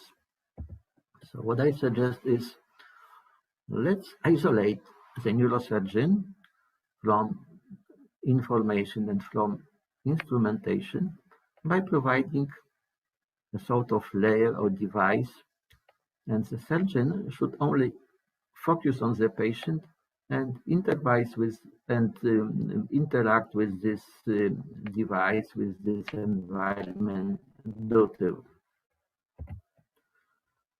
So this DUTIL, this is an intelligent device or environment which integrates information infrastructure, knowledge-based decision support, imaging systems, and therapeutic modality. And it contains robotic capabilities. And it's providing two things. It provides actions, do it, or advice, tell me. Hence I call it DUTIL. How to do that? As usual, by mergers and acquisitions, we need to integrate technology. So in this architecture, I basically distinguish the input unit, digital central nervous system, output unit, and the surgeon just interacts with the input-output unit, and of course details are in this chapter. So what would be the surgical procedure of the future? So create patient-specific multimodal virtual model, simulate surgery, simulate various approaches, predict the outcome for each approach, select the best approach, consult with patient or his/her family, save the actions for the best approach, robot-assisted execution of the best approach, and telesurgical supervision consultation. Okay, what about the future directions? So where we are today? So I focus on anatomy. The recent atlas, it has about 3,000 components, which I still need to keep subdividing. We have 10 to 11 neurons and 10 to 15 synapses. We have some function, we have some dysfunction. In fact, the current atlas should be extended that I can point to any location in the brain and get the resulting dysfunction. We go up to behavior, down to systems. We have only a few in the atlas. It has to be extended. Circuits, microcircuits, cells, synapses, genes, molecules. Then it's necessary to add variability and time. So atlas of development. Then age-dependent atlases should be also constructed. Regarding variability, it's anatomic, functional, dysfunctional.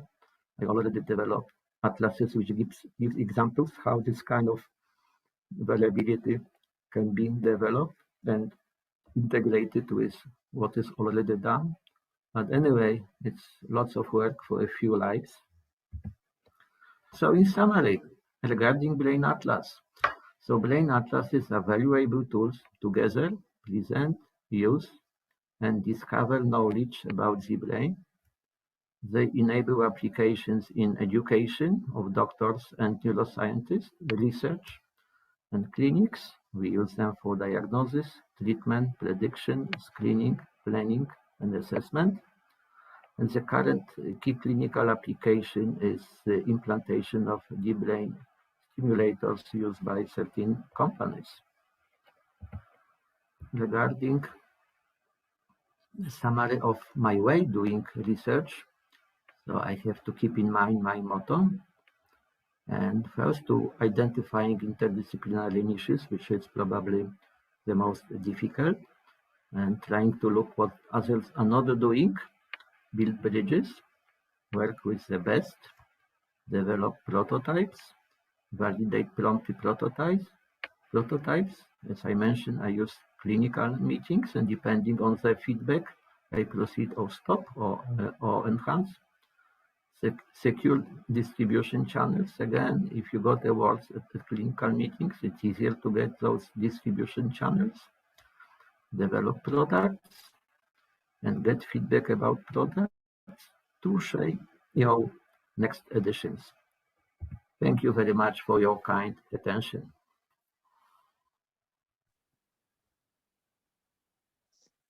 Thank you very much, Professor Nowinski. So thank you for your rich presentation, and thank you, of course, for the whole contribution to our event.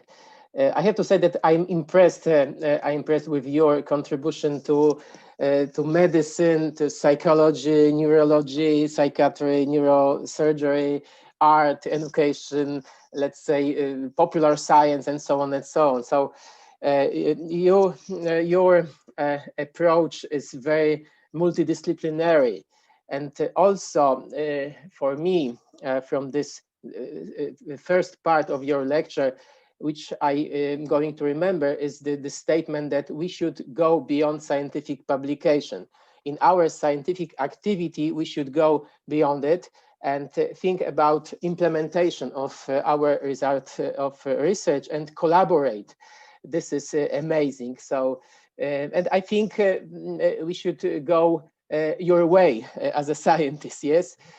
We should copy your strategy, your general, let's say, approach. Now it's time for our discussion panel. So let me present our presentation.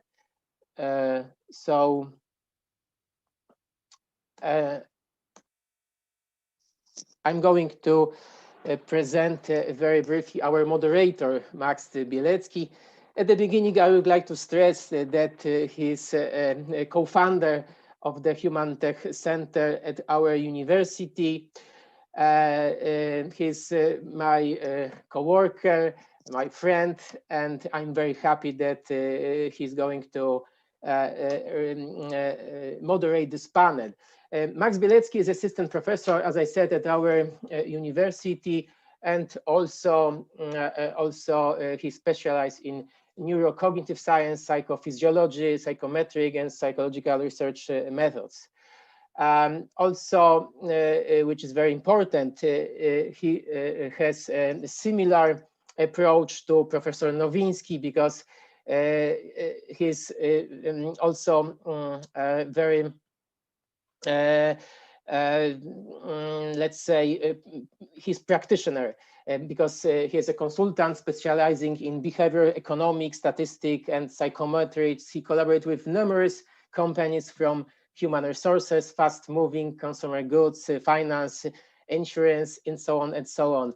So, Max Bielecki, this is time for you.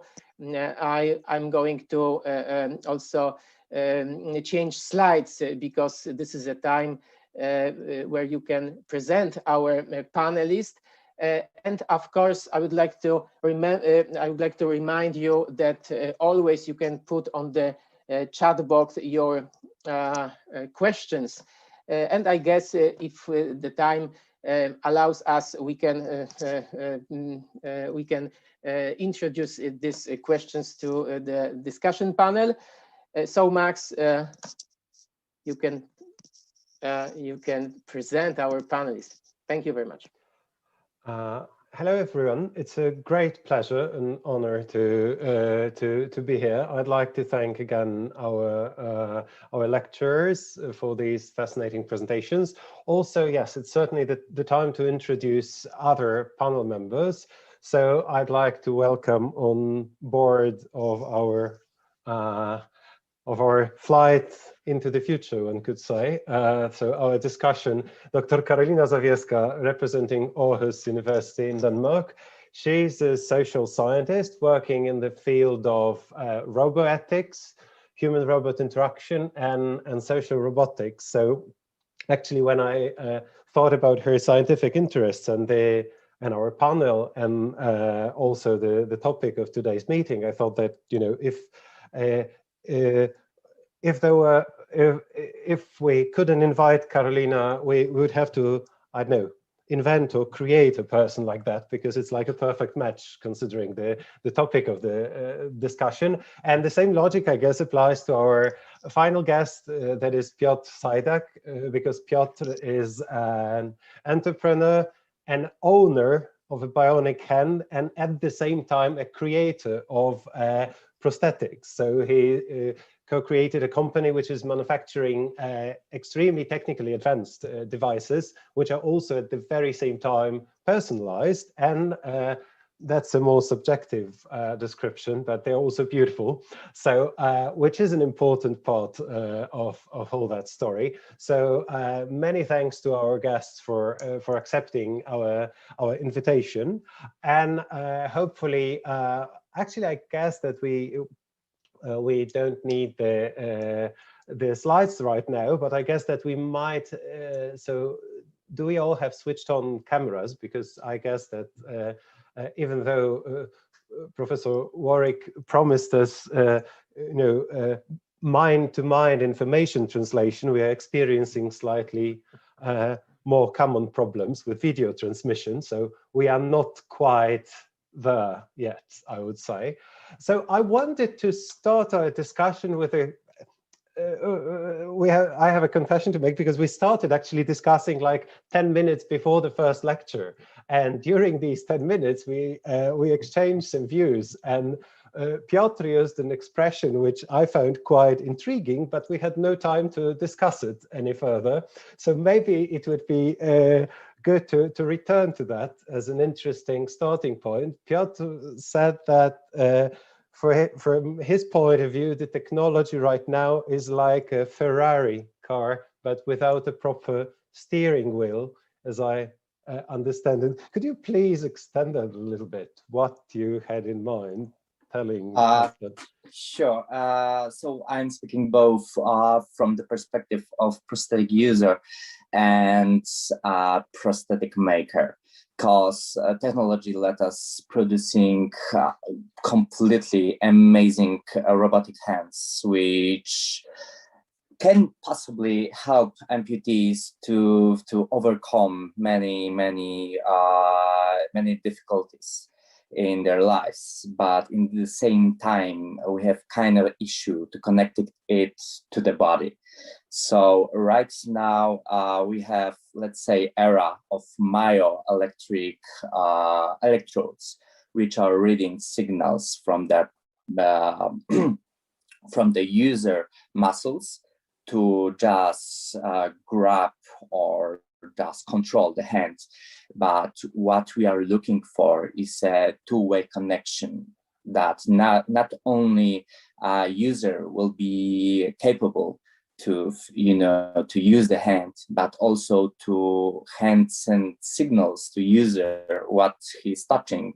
And this is amazing. But last year I was attendee in San Diego conference of one of the biggest prosthetic corporate clinic in the US, and I saw that kind of solution. So it's kind of amazing.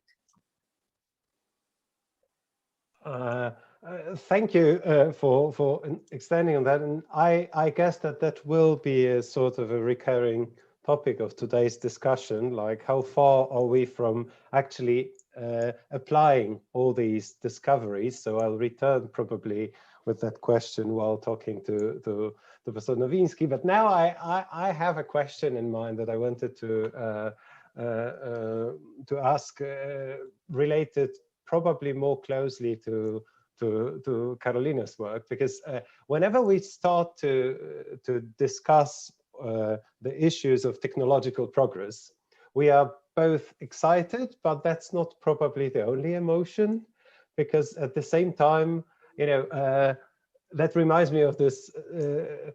Whenever we talk about the future, people love to cite William Gibson to say that the future is already here. It's not very evenly distributed. So I think that if we discuss the future, something else happens as well, because whenever we talk about technology, the fear of technology is already here, but it's maybe not reasonably distributed. So we are worried, but not about the right things or right problems. So what do you think about the future? What should we think about when we think about robotics and regulating this field? Or that's a good question. I think that the reason for concern is not so much technology as our view of human beings. We are worried because we think humans are basically weak and limited, as we heard today. Human brains might be the most complex living organism, but also human intelligence is basically human stupidity, right? So when we compare ourselves with technology, we feel we are losing the battle. But I would like to say that we should always keep in mind what type of criteria do we follow when we evaluate humans and technology, because as long as we use technological criteria, of course we will lose. But humans are if we just change this criteria, humans can be much more flexible, for example, or much more altruistic. If we want to use the term more, who is the winner, who is the loser? So this image, this narrative of who we are as humans, whether we are too limited or maybe we are actually much better than technology. As we can see, even the internet connection can be an issue. So forget about the super advanced robots, for example. Then this is, I think, the key, the image, the identity of the human being, not really technology. We create technology. There's always a human being behind every invention. I guess also that there is this fear of machines gaining control, and also the topic that was raised by Professor Nowinski, that is, and also by Professor Warwick, like the influence of algorithms on our decisions, so issues of responsibility. But that also reminds me of a very interesting phenomenon, which is this moral panic, which is somehow raised whenever a new technology emerges. And I really like in this context, it reminds me of a story about a moral panic which was raised when Gulliver's Travels were published for the first time. And parents were afraid that kids will become addicted to reading. That it's so, the book is so engaging that kids will become addicted and it's dangerous somehow.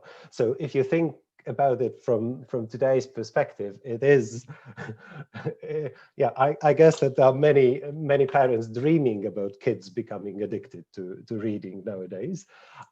Okay, but returning to our main topic, I'm tempted to ask a question, because I read quite carefully some of the interviews with Professor Warwick, and also interviews from early 2000s, right before, around the time when this implant was, when these sensors were implanted in your arm. And you were extremely, I would say, optimistic about the prospects of technological development. And I'm curious, I'd like to ask you about the most important disappointments.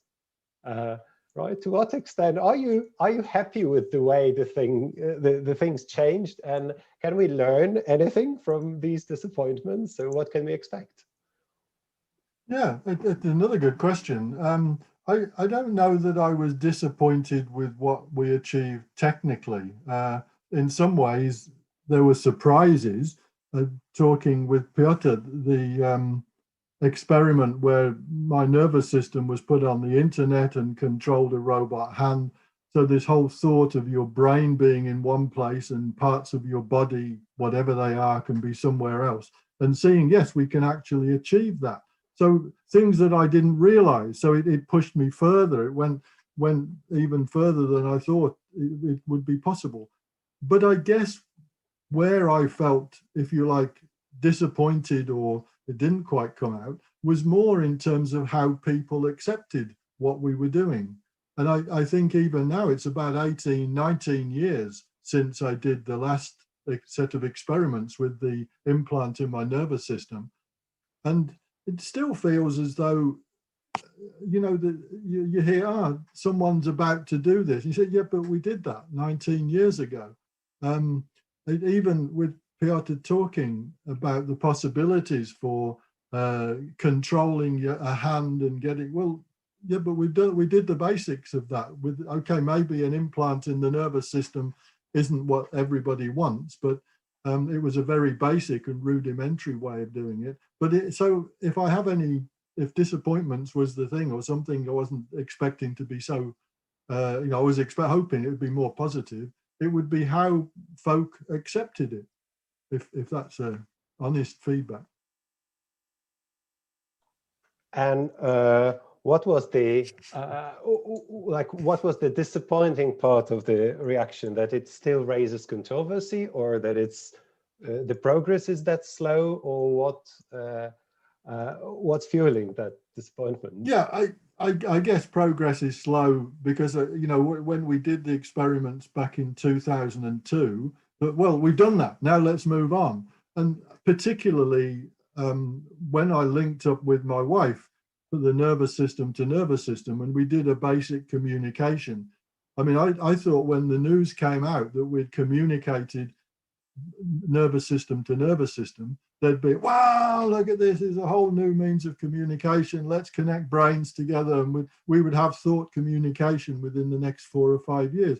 I mean, I've always been a great fan of the telegraph, Samuel Morse, and the first communications in that way, and then the telephone and Alexander Graham Bell's experiments, and it excited me as I was growing up and so on. Not that it happened when I was growing up, I'm not that old, but reading about it excited me. and the Wright brothers flying, and you think when this happens, it changes. But of course, you realize it doesn't. Things happen like that in science, and you do some experiments. But then you've got the problem of acceptance by people. So I'm still quite disappointed about all of that. Things should be happening a lot more. So I'm disappointed it hasn't all occurred and we're communicating in a different way. As you say, we even got problems with this. But in terms of what Carolina was saying, there are dangers with technology, but the big advantage is, I think, when we combine the good bits of humans and our brains and how they work with the good bits of technology, and like what happened with the telegraph and the telephone, it extended and enhanced the ways we communicate dramatically. So we wouldn't be able to go back now to time before either of those things. And we can now do that a step further. We can communicate just by thinking to each other. Let's go and do it. Let's advance. But it will change, just as telephones, telegraph, all of that have changed what it means to be human, because we can do things we couldn't do before. Now it will change even more, because it's going to be changing some of the basics of how our brains work. I guess that idea of maybe that frustration is something that, at least to some extent, Professor Nowinski managed to avoid by finding all these practical, real-world applications of the technologies, which leads to a question that I actually had already prepared about, like the success factors, because it doesn't happen. Konrad also mentioned that very often you see wonderful progress in basic research, and then it's not translated into anything meaningful at a scale. So what makes projects like yours successful? How should we think about it to successfully apply the discoveries that we make? What is your opinion on that? First, maybe it looks that it's so successful, but of course I face many disappointments. So how I started? Initially, we started a collaboration with Johns Hopkins. So I thought, I go to the best hospital in the world, so we'll be able to work there for about 1.5 months with top clinicians and do things. And on daily basis, I could work with researchers. For a radiologist, I waited 3 weeks. He came for half an hour. For a neurosurgeon, I waited 5 weeks. He came for 5 minutes. So my major lesson was, if you want to do it yourself. And second, I thought, okay, it's necessary to build bridges. But let's say if I'm running a research lab, I need a neuroanatomist, neuroradiologist, neurosurgeon, neurologist. I can afford to have all those people. Those people are too expensive. Me as an engineer, as a scientist, it's cheaper. And this is why I start building bridges from research to medicine. So basically, it was a sort of initial how I start working on that, because I don't have any medical background. So whatever I learn at home at the second shift. And somehow I keep checking. I keep joking that look, since I was born 24th of July, so I am able to work 24 times 7. Then things work wonderfully with surgical companies. So as I mentioned, I had privilege to work with many surgeons, and they are people who have imagination. They see some of your technology, they say, wow, it's wonderful. I'd like to integrate with my workstation. I like to do this and that. And things happen very fast with surgical companies. So I thought that after introducing atlases to neurosurgery, I'd be able to do the same with neuroradiology. And there was some initial interest from companies. I visited Siemens and Philips, but somehow there was reluctance. Even if some users asked me, when your atlases will be available in my radiologic workstation, even if some of they say, if I have two workstations, one with your atlas, the second without, I would choose this one with your atlas. Somehow the companies didn't do that. Sometimes I think at European Congress of Radiology 2005, I predicted that by 2010, the atlases will be implemented in major radiologic workstations. It didn't happen until today. So even if I'm saying there is some interest, on the other hand, there is some reluctance. So not everything works very nicely. So it makes me think about the next part of the song you quoted, because you did it your way, but also regrets you've had a few to cite song lyrics. The issue is very simple. You need to have many eggs in your basket. Okay, if something doesn't work, you take something else. Don't assume that there is only a single trajectory. The same happened with stroke. I have about 20 patents about the stroke. There was an American investor who acquired the rights to those patents. We were supposed to start the company, but it was not good enough because it's also necessary to get funding to do clinical trials, and he couldn't get the funding. So even if you think that you might have some novel technologies, things may not work. Anyway, I'm saying, try a few things with the same, I would say, how approach, and something will finally will be done. Okay, so building on that, Piotr, I wanted to ask you about your experience as an entrepreneur, because you successfully built a business and which is quite unique and linked with your personal needs and experience. And what, in terms, maybe it's not the best thing to share that kind of, competitive advantage with the world around you, but what is so unique about your approach that makes your company successful? What is that you understand better than other prosthetics producers? So basically, as you said, there is some issue with the people and how they perceive the new technology. And in prosthetics industry, especially, the terminology of unkind valley is pretty well known. So basically, if someone saw people without a limb, with a prosthetic limb, which is meant to mimic his real limb, he's feeling not really well in the company of this person. And this was huge problem if we speak about upper extremity amputation and upper extremity prosthetics. That's why our solution look kind of different than normal prosthetic limbs.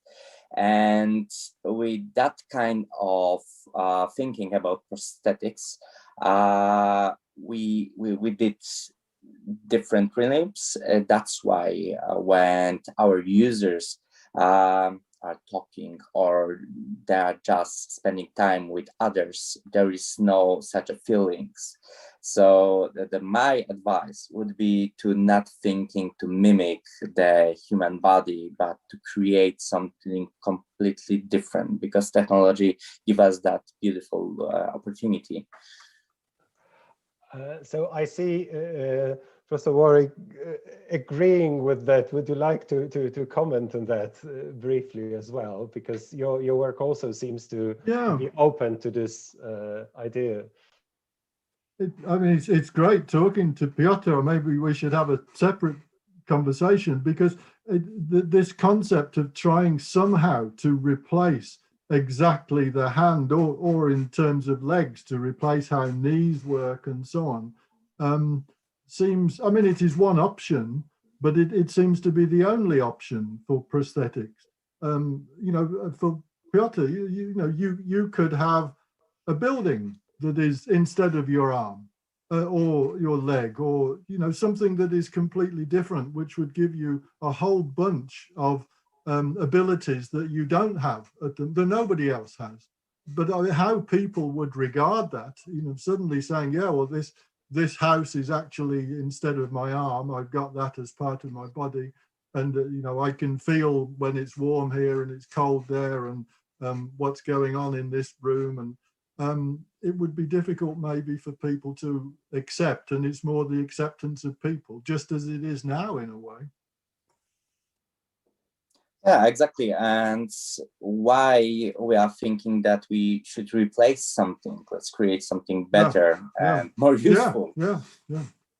Yes. Look at the tasks you want to do, which might be completely different to the tasks that people do with their hand. Much better, much more effective. So maybe the joint should go in another direction, or maybe fingers are not enough. Yeah, maybe let's create tentacles. Yeah, why?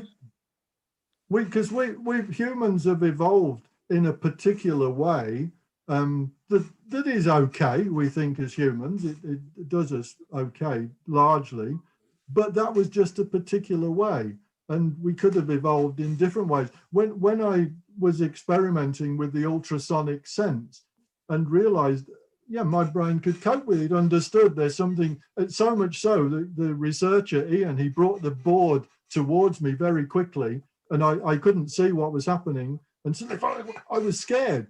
And it seemed like a reaction. I thought, how can I be reacting to an ultrasonic sense? But it was as though, my brain knew what was going on.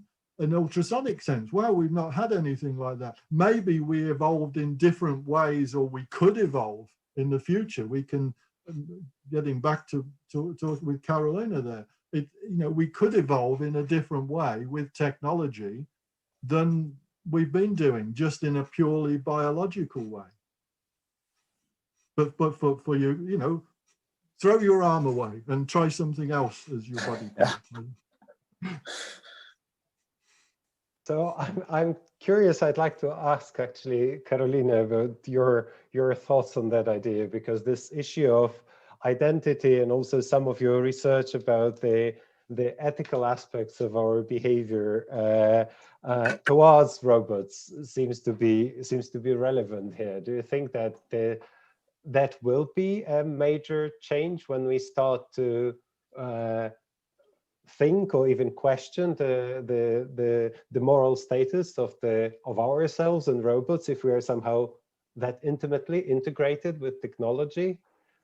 Well, I think that in principle, technology is a fascinating possibility for us. We as humans, we've been always redefining ourselves. Like in the past, for example, slaves, they weren't considered humans, right? So, or insane people maybe. So we've been expanding this definition of the human being, and that's totally fine. Why not use technology for that?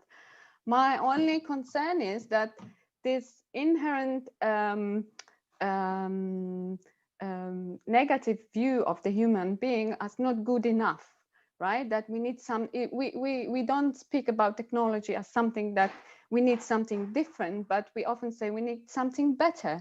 And of course, humans do have so many limitations in so many ways, but from an ethical perspective, the human should be the human well-being, and the human as a person, and not only as an isolated living organism, but a person in a certain social and cultural context, that the human as a person should be given a priority. And as Professor Warwick said, the good part of the humans should be combined with technology, but we often forget about this good part. We just said, well, we are not good enough, let's use technology. No, the good motivation, I would say, the good way to do that would be say, okay, this is good about us, let's make it even better with technology. So just this I would say we would need to switch the narrative and look at ethics, even roboethics or ethics in technology, not as a problem, as a matter of dilemmas or problems, but as constructive challenges. We need that change of narratives, I think, also to encourage engineers to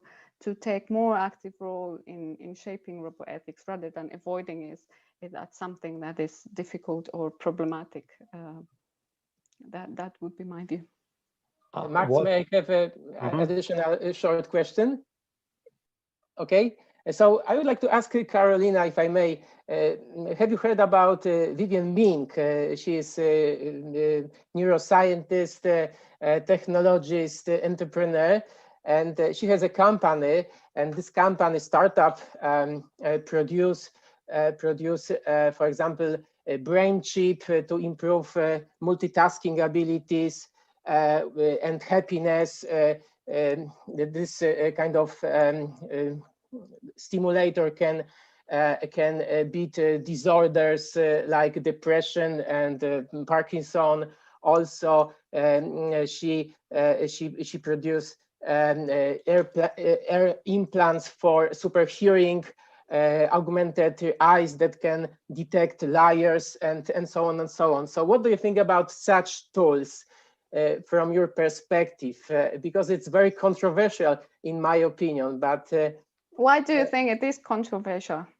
Oh, it's controversial because you have you can have an advantage if you use, for example, such tool like augmented eyes that can allows you to detect liars. Yes, so for me it's very controversial, because I can imagine a situation that two persons can meet and one person can have such tool, but second person doesn't.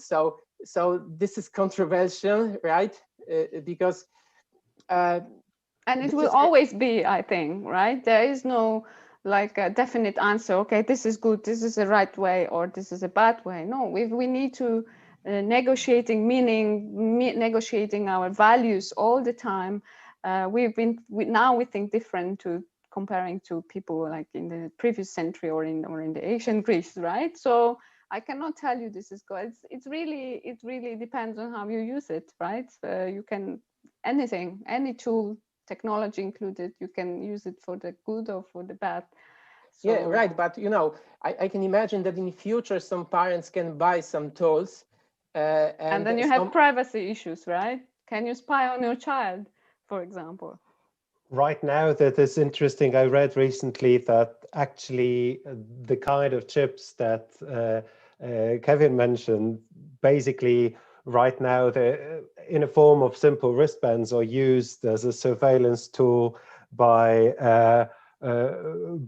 cartels smuggling drugs to control their employees. So it's really difficult to, I guess, to predict the benefits and perils of using certain technologies, I guess. But it reminded me, and that I have this this idea that I wanted to share, that whenever we discuss these technology related issues, then it makes me think that actually there are two vectors or maybe two narratives influencing our thinking. One is quite practical and probably quite closely related to the things that Professor Nowinski does in his work, that is like solving health issues and compensating for the things we've lost.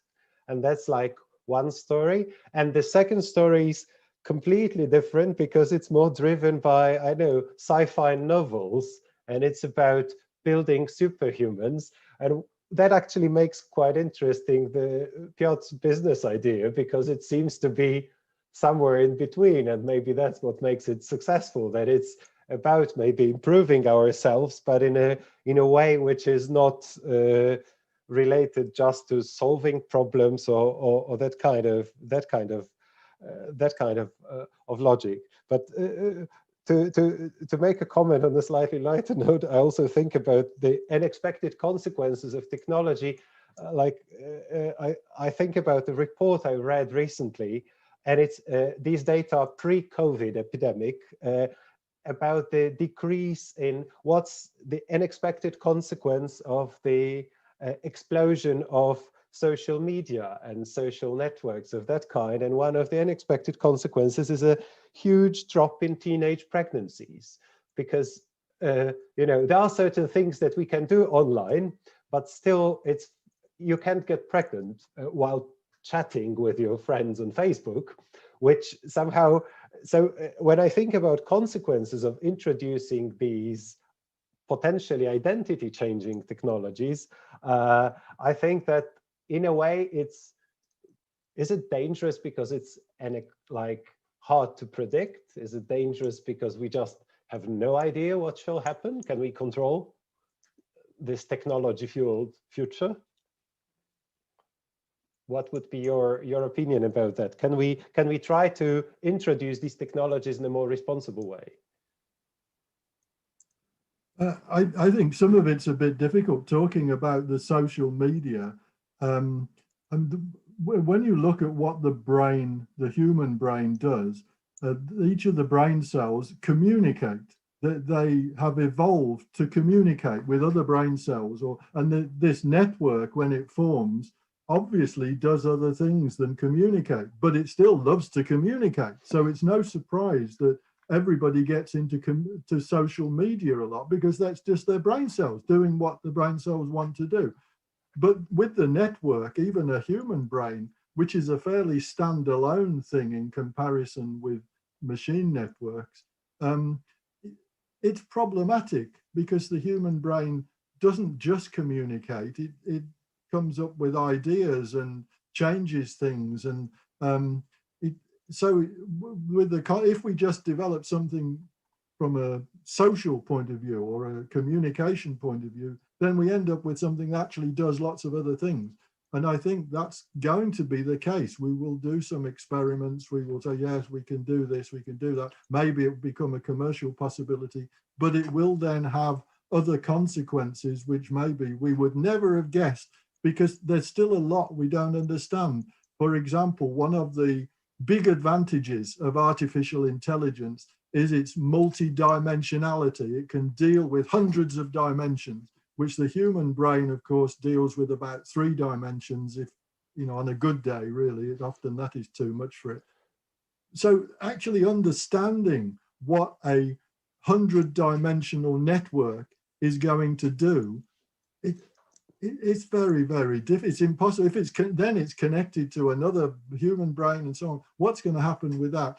It's very problematic, I have to say, trying to predict what a multi-dimensional network is going to do in the future, because we simply don't understand that sort of stuff. But that would mean that maybe while being responsible, while shaping our policies, we should be to some extent conservative, just because we don't know, like the world seems to work.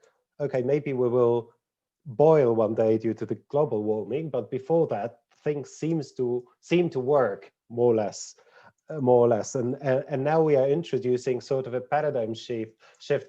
One of the questions that was raised here, as I see in the chat, one of the questions from Alicia was, how do you think when how the world would work, like when thought communication would become common? And can we even try to address that kind of question in any other way other than, I know, reading sci-fi novels? What do you think? Is it possible to regulate it?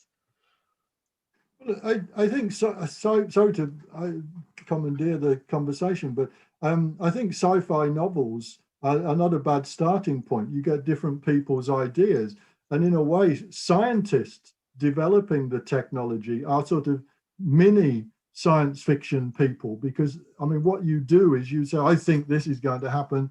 You're coming up with a hypothesis, and then you put technology or algorithms or whatever it is together to show that it works. So you have to be a mini sci-fi person to come up with the ideas in the first place. And I certainly will have to get some shares in thought communication network companies, because once we start going, my big worry is how those that have that ability to communicate will treat the people that don't go with it or don't have that ability. I really do believe the whole social divide thing with the importance of communication in terms of how humans at the moment think and interact, and the stratus of society, I think it will be a dramatic change. So what happens to those people is a big worry, I think. So it makes me think of this simple piece of information that actually right now, when you think about young people, now I'm talking about statistics, current statistics, that only 1/3 of the world population, when we talk about young people, have access to decent quality internet connection. So which makes you think, okay, we believe that the progress is so broad, and that but actually it's still quite limited in terms of accessibility. Because you mentioned being this sort of that scientists are a little bit like sci-fi writers, so in a way trying to define the future on their own. So I wanted to ask all of you actually a question which might be, I guess that you might be faced with that kind of question fairly often, and you probably don't like it, but still I will I will ask it, because and it might start with a quote from Bill Gates, which became sort of a cliche, and the quote is that we always overestimate the change that will occur within the next 2 years and underestimate the change that will occur in a decade, in 10 years from now. So I wanted to ask all of you, of course, relating to your own field of expertise, but we need some guidance, and I guess that there are no better people to ask than you. So what will be, in your field of specialty or business activity, what will be the major change that will occur in a decade? What will be our future? What will really become possible? So maybe I will start. So the thing that I was experiencing last year, being an attendee and seeing that people are, so maybe I will start with that. In the San Diego conference, I saw how a person is connected to prosthetic hand and not only can move it with all gesture that normal hand can, but also the hand sending signals to his brain and communicating with it. And so a person can tell if the object is hot or cold, soft or hard. And the inventor of this procedure said that, imagine that this is only one way to use this technology. The another way will be that we can connect the person who will have an avatar in the next country, in next part of the world, and can move along this avatar. So we'll be no longer meant to go outside, but to only have avatars and use it in that way, and seeing what right now is happening at the world. Well, it's kind of scary. That sounds like sort of a dramatic change. Actually, to some extent, that happened this year, we have to admit. I mean academic teachers, because all of a sudden we don't have to move our bodies and we are still teaching. Of course, it's not as exciting and not always as effective, I guess, but it happens. Okay, so any other expert predictions about the futures, about the future? So what?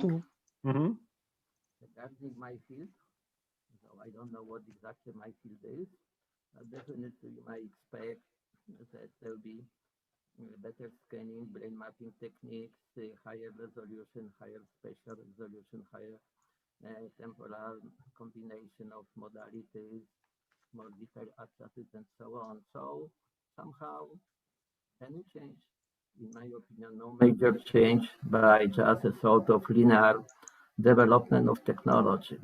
But my dream is that some major disruptive changes could happen. And I think it's probably not if we think in the current way that we develop better, faster, smaller technologies, because still our thinking is in terms of 19th century. But I think that progress in the brain and the neurobiology should come from physics. But we still don't know what matter is. Even if we look at, for example, electron. Initially, it was supposed to be a particle. Then de Broglie, about 100 years ago, said, "Oh, no, it's also a wave." Yeah, and he got a Nobel Prize. Then some physicists say, "Oh, no, it's not a wave. This is a double wave going in and out." Okay, and even more, it has unlimited speed. There's no speed of light. Even some say, "Oh, no, electron is a holograph." So basically, the whole universe is reflected in the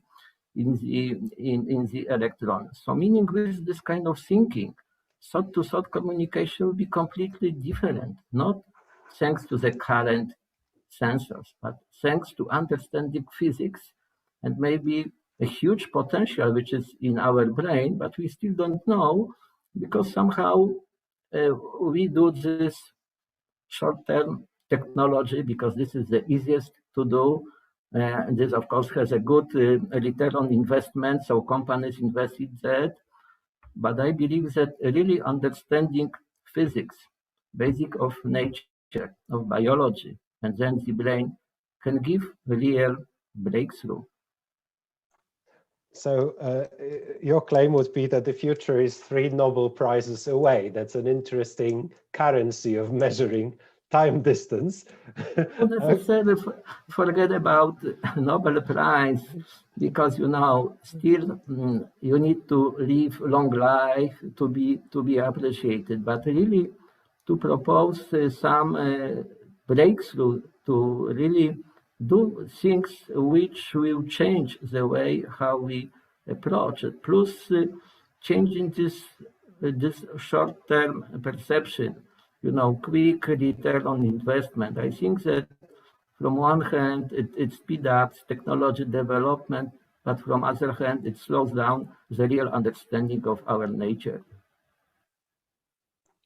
I'm tempted to comment on that because your claim is completely against current scientific policies introduced in so many countries, right? So publish or perish, and think about citations, and if not, then at least make a decent amount of money. So basically, that's the logic, which is not exactly what you're proposing as. We'll need some internally motivated disruptors, so to say. So I don't want to decide. So whether it's Karolina or Professor Warwick, which of you would prefer to comment on these future developments? Who's brave enough? Well, I just can start. But I think from my perspective, in 10 years from now, I would expect some major developments in autonomous cars. And I'm saying that based on not only what engineers do, but policymakers, car companies, we are getting ready for that. I think that it might be not individual cars like for each of us, but probably more vehicles in public transport or some very specific applications like truck driving, maybe, because it's easier to keep it safe, right? If we have autonomous buses on a bus lane rather than mixed with other cars in the traffic. So, but in any case, I think that's the realistic development in robotics related technologies. And can you somehow speculate? Because on one hand, one could think that it's that kind of linear change that Professor Nowinski mentioned. So, okay, instead of traditional cars, we will have autonomous ones. But on the other hand, from an economy-oriented perspective, it's like actually a huge change. So new industries being built, some other industries completely disappearing.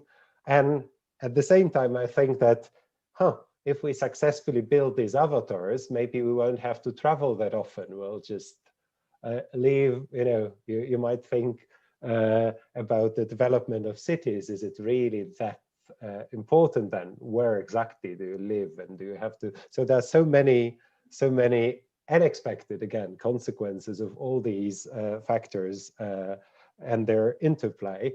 I think that the issue can be, again, humans and the human acceptance we've heard before, because I think even today we have means available already, like car sharing, but we just like having our own car, right?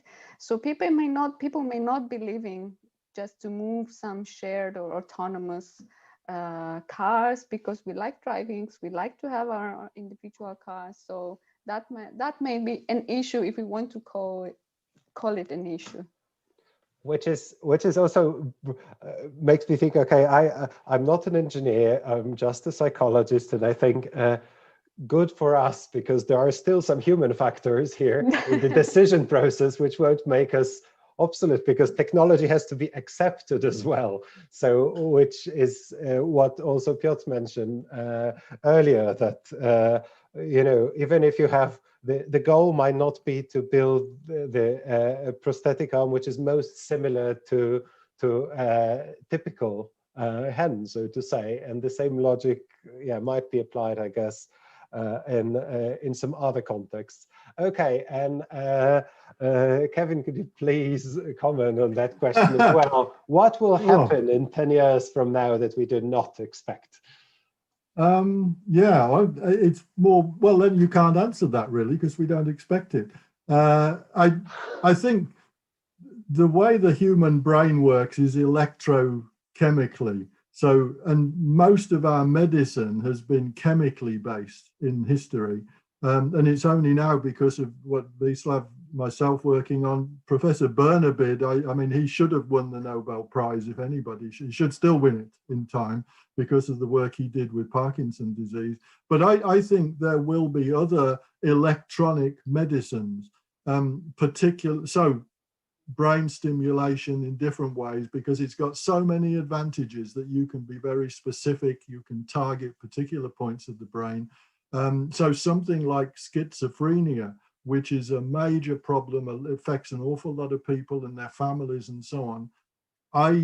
I feel within the next 10 years, somebody, and may they win the Nobel Prize 100 times over or whatever that happens, please come up with the solution for it. And I think within a 10-year period. I think another thing I can see is transfer of power. We communicate wirelessly, but we use cables and wires and so on for transmitting power. I think wireless power transmission will come about. It's something Nikola Tesla predicted many, many years ago that would transform society. And I think it will transform society. I mean, it will mean the combustion engine will just die overnight. We won't need it anymore if wireless power comes about. So aeroplanes, for example, won't need to take fuel. They will pick it out of the air. So it's just, we will completely change the way we provide power. So there's a couple of things to be going on with, apart from my own feelings in the military domain, because of what we've been talking about with Piotr. The soldier can be nicely based at home in Warsaw or wherever the soldier is, but he can have body parts which are on the battlefield, which he's controlling from his brain, or her brain, controlling from the brain. And if that body part is blown up or destroyed, it might be a bit traumatic for the person momentarily, but a bit like losing a computer game. You know, I've got plenty of other body parts, it doesn't matter. So warfare, whether we like it or not, if there is any, hopefully there never is any more, but there probably will be, warfare will be changed dramatically. The military will be a completely different entity to what it is now. And I think that will have started because it's, you know, military is in some ways a little bit ahead of the curve on that, and they can try things out. So within 10 years, I think we're already seeing it with drones, with autonomous vehicles. Carolina, I think quite rightly was referring to, in 10 years, that's going to have a dramatic effect on how we transport ourselves around the world. But it will depend on the power. you go into electric vehicles, doesn't work initially unless you can pick the power up as you go. So, if I may add of course. something, yeah, the sponsor of the technology that I said is military, so yeah, they're working on it. And but I think that the second thing is also the people perspective will change, because it's right now also changing, and we can notice that amputees are not longer eager to hide their disability. They want to share it, and they want to share it that they look better with prosthetic limbs. So right now it's also kind of trend. So which raises again this psychological or psychology or culture related issues, because to what extent is it possible to build a technology that, and how technology would be adopted if it's not widely accepted, which means that it should be communicated, where we return again to the beginning of our discussion and Kevin's remark on low acceptance of that kind of intervention, that it's right, it's a kind of our bodies are sacred, and actually we might repair them but not modify them freely, right?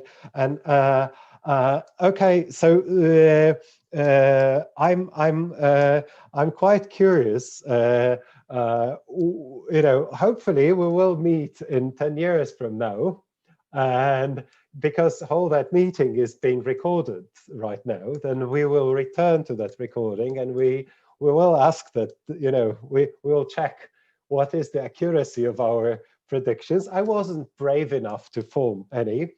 However, I'm quite pessimistic, because overconfidence is a well-studied phenomenon in psychology. So when you ask people about the probability or what's the likelihood that their predictions are correct, they are way beyond any. So we shall see. We shall see. So maybe won't meet in a physical space, or not even in a virtual space, but we'll link through our minds will be linked, and then we'll reflect how wonderful it is to travel by autonomous cars to whatever destination we select.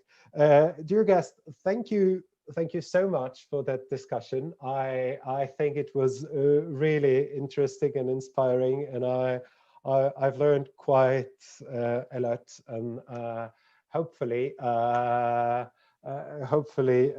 it was also to some extent entertaining to all the people who decided to tune in. So thank you so much. And because this event was organized and was actually Konrad's wonderful idea, now I'd like to ask him to close this edition of our meeting. Thank you so much for your time. Thank you. Thank you very much. Thank you as well. So I would like to add, because you mentioned about the idea of this event. So I have to say that the idea at the beginning to organize such series of meetings was to receive a lot of interesting answers about the future, right? But I see now that we are producing more and more questions, more and more, of course, interesting comments. But it means that the future is unpredictable, actually. Yes, we can speculate about it, we can discuss, but still it's fascinating, right? Yeah, so you know, if you Konrad, I guess that if you put scientists and entrepreneurs into a room for an hour, you cannot expect anything else but questions. Definitely more questions than answers. That's yeah, exactly. That's quite certain. But of course, interesting answers.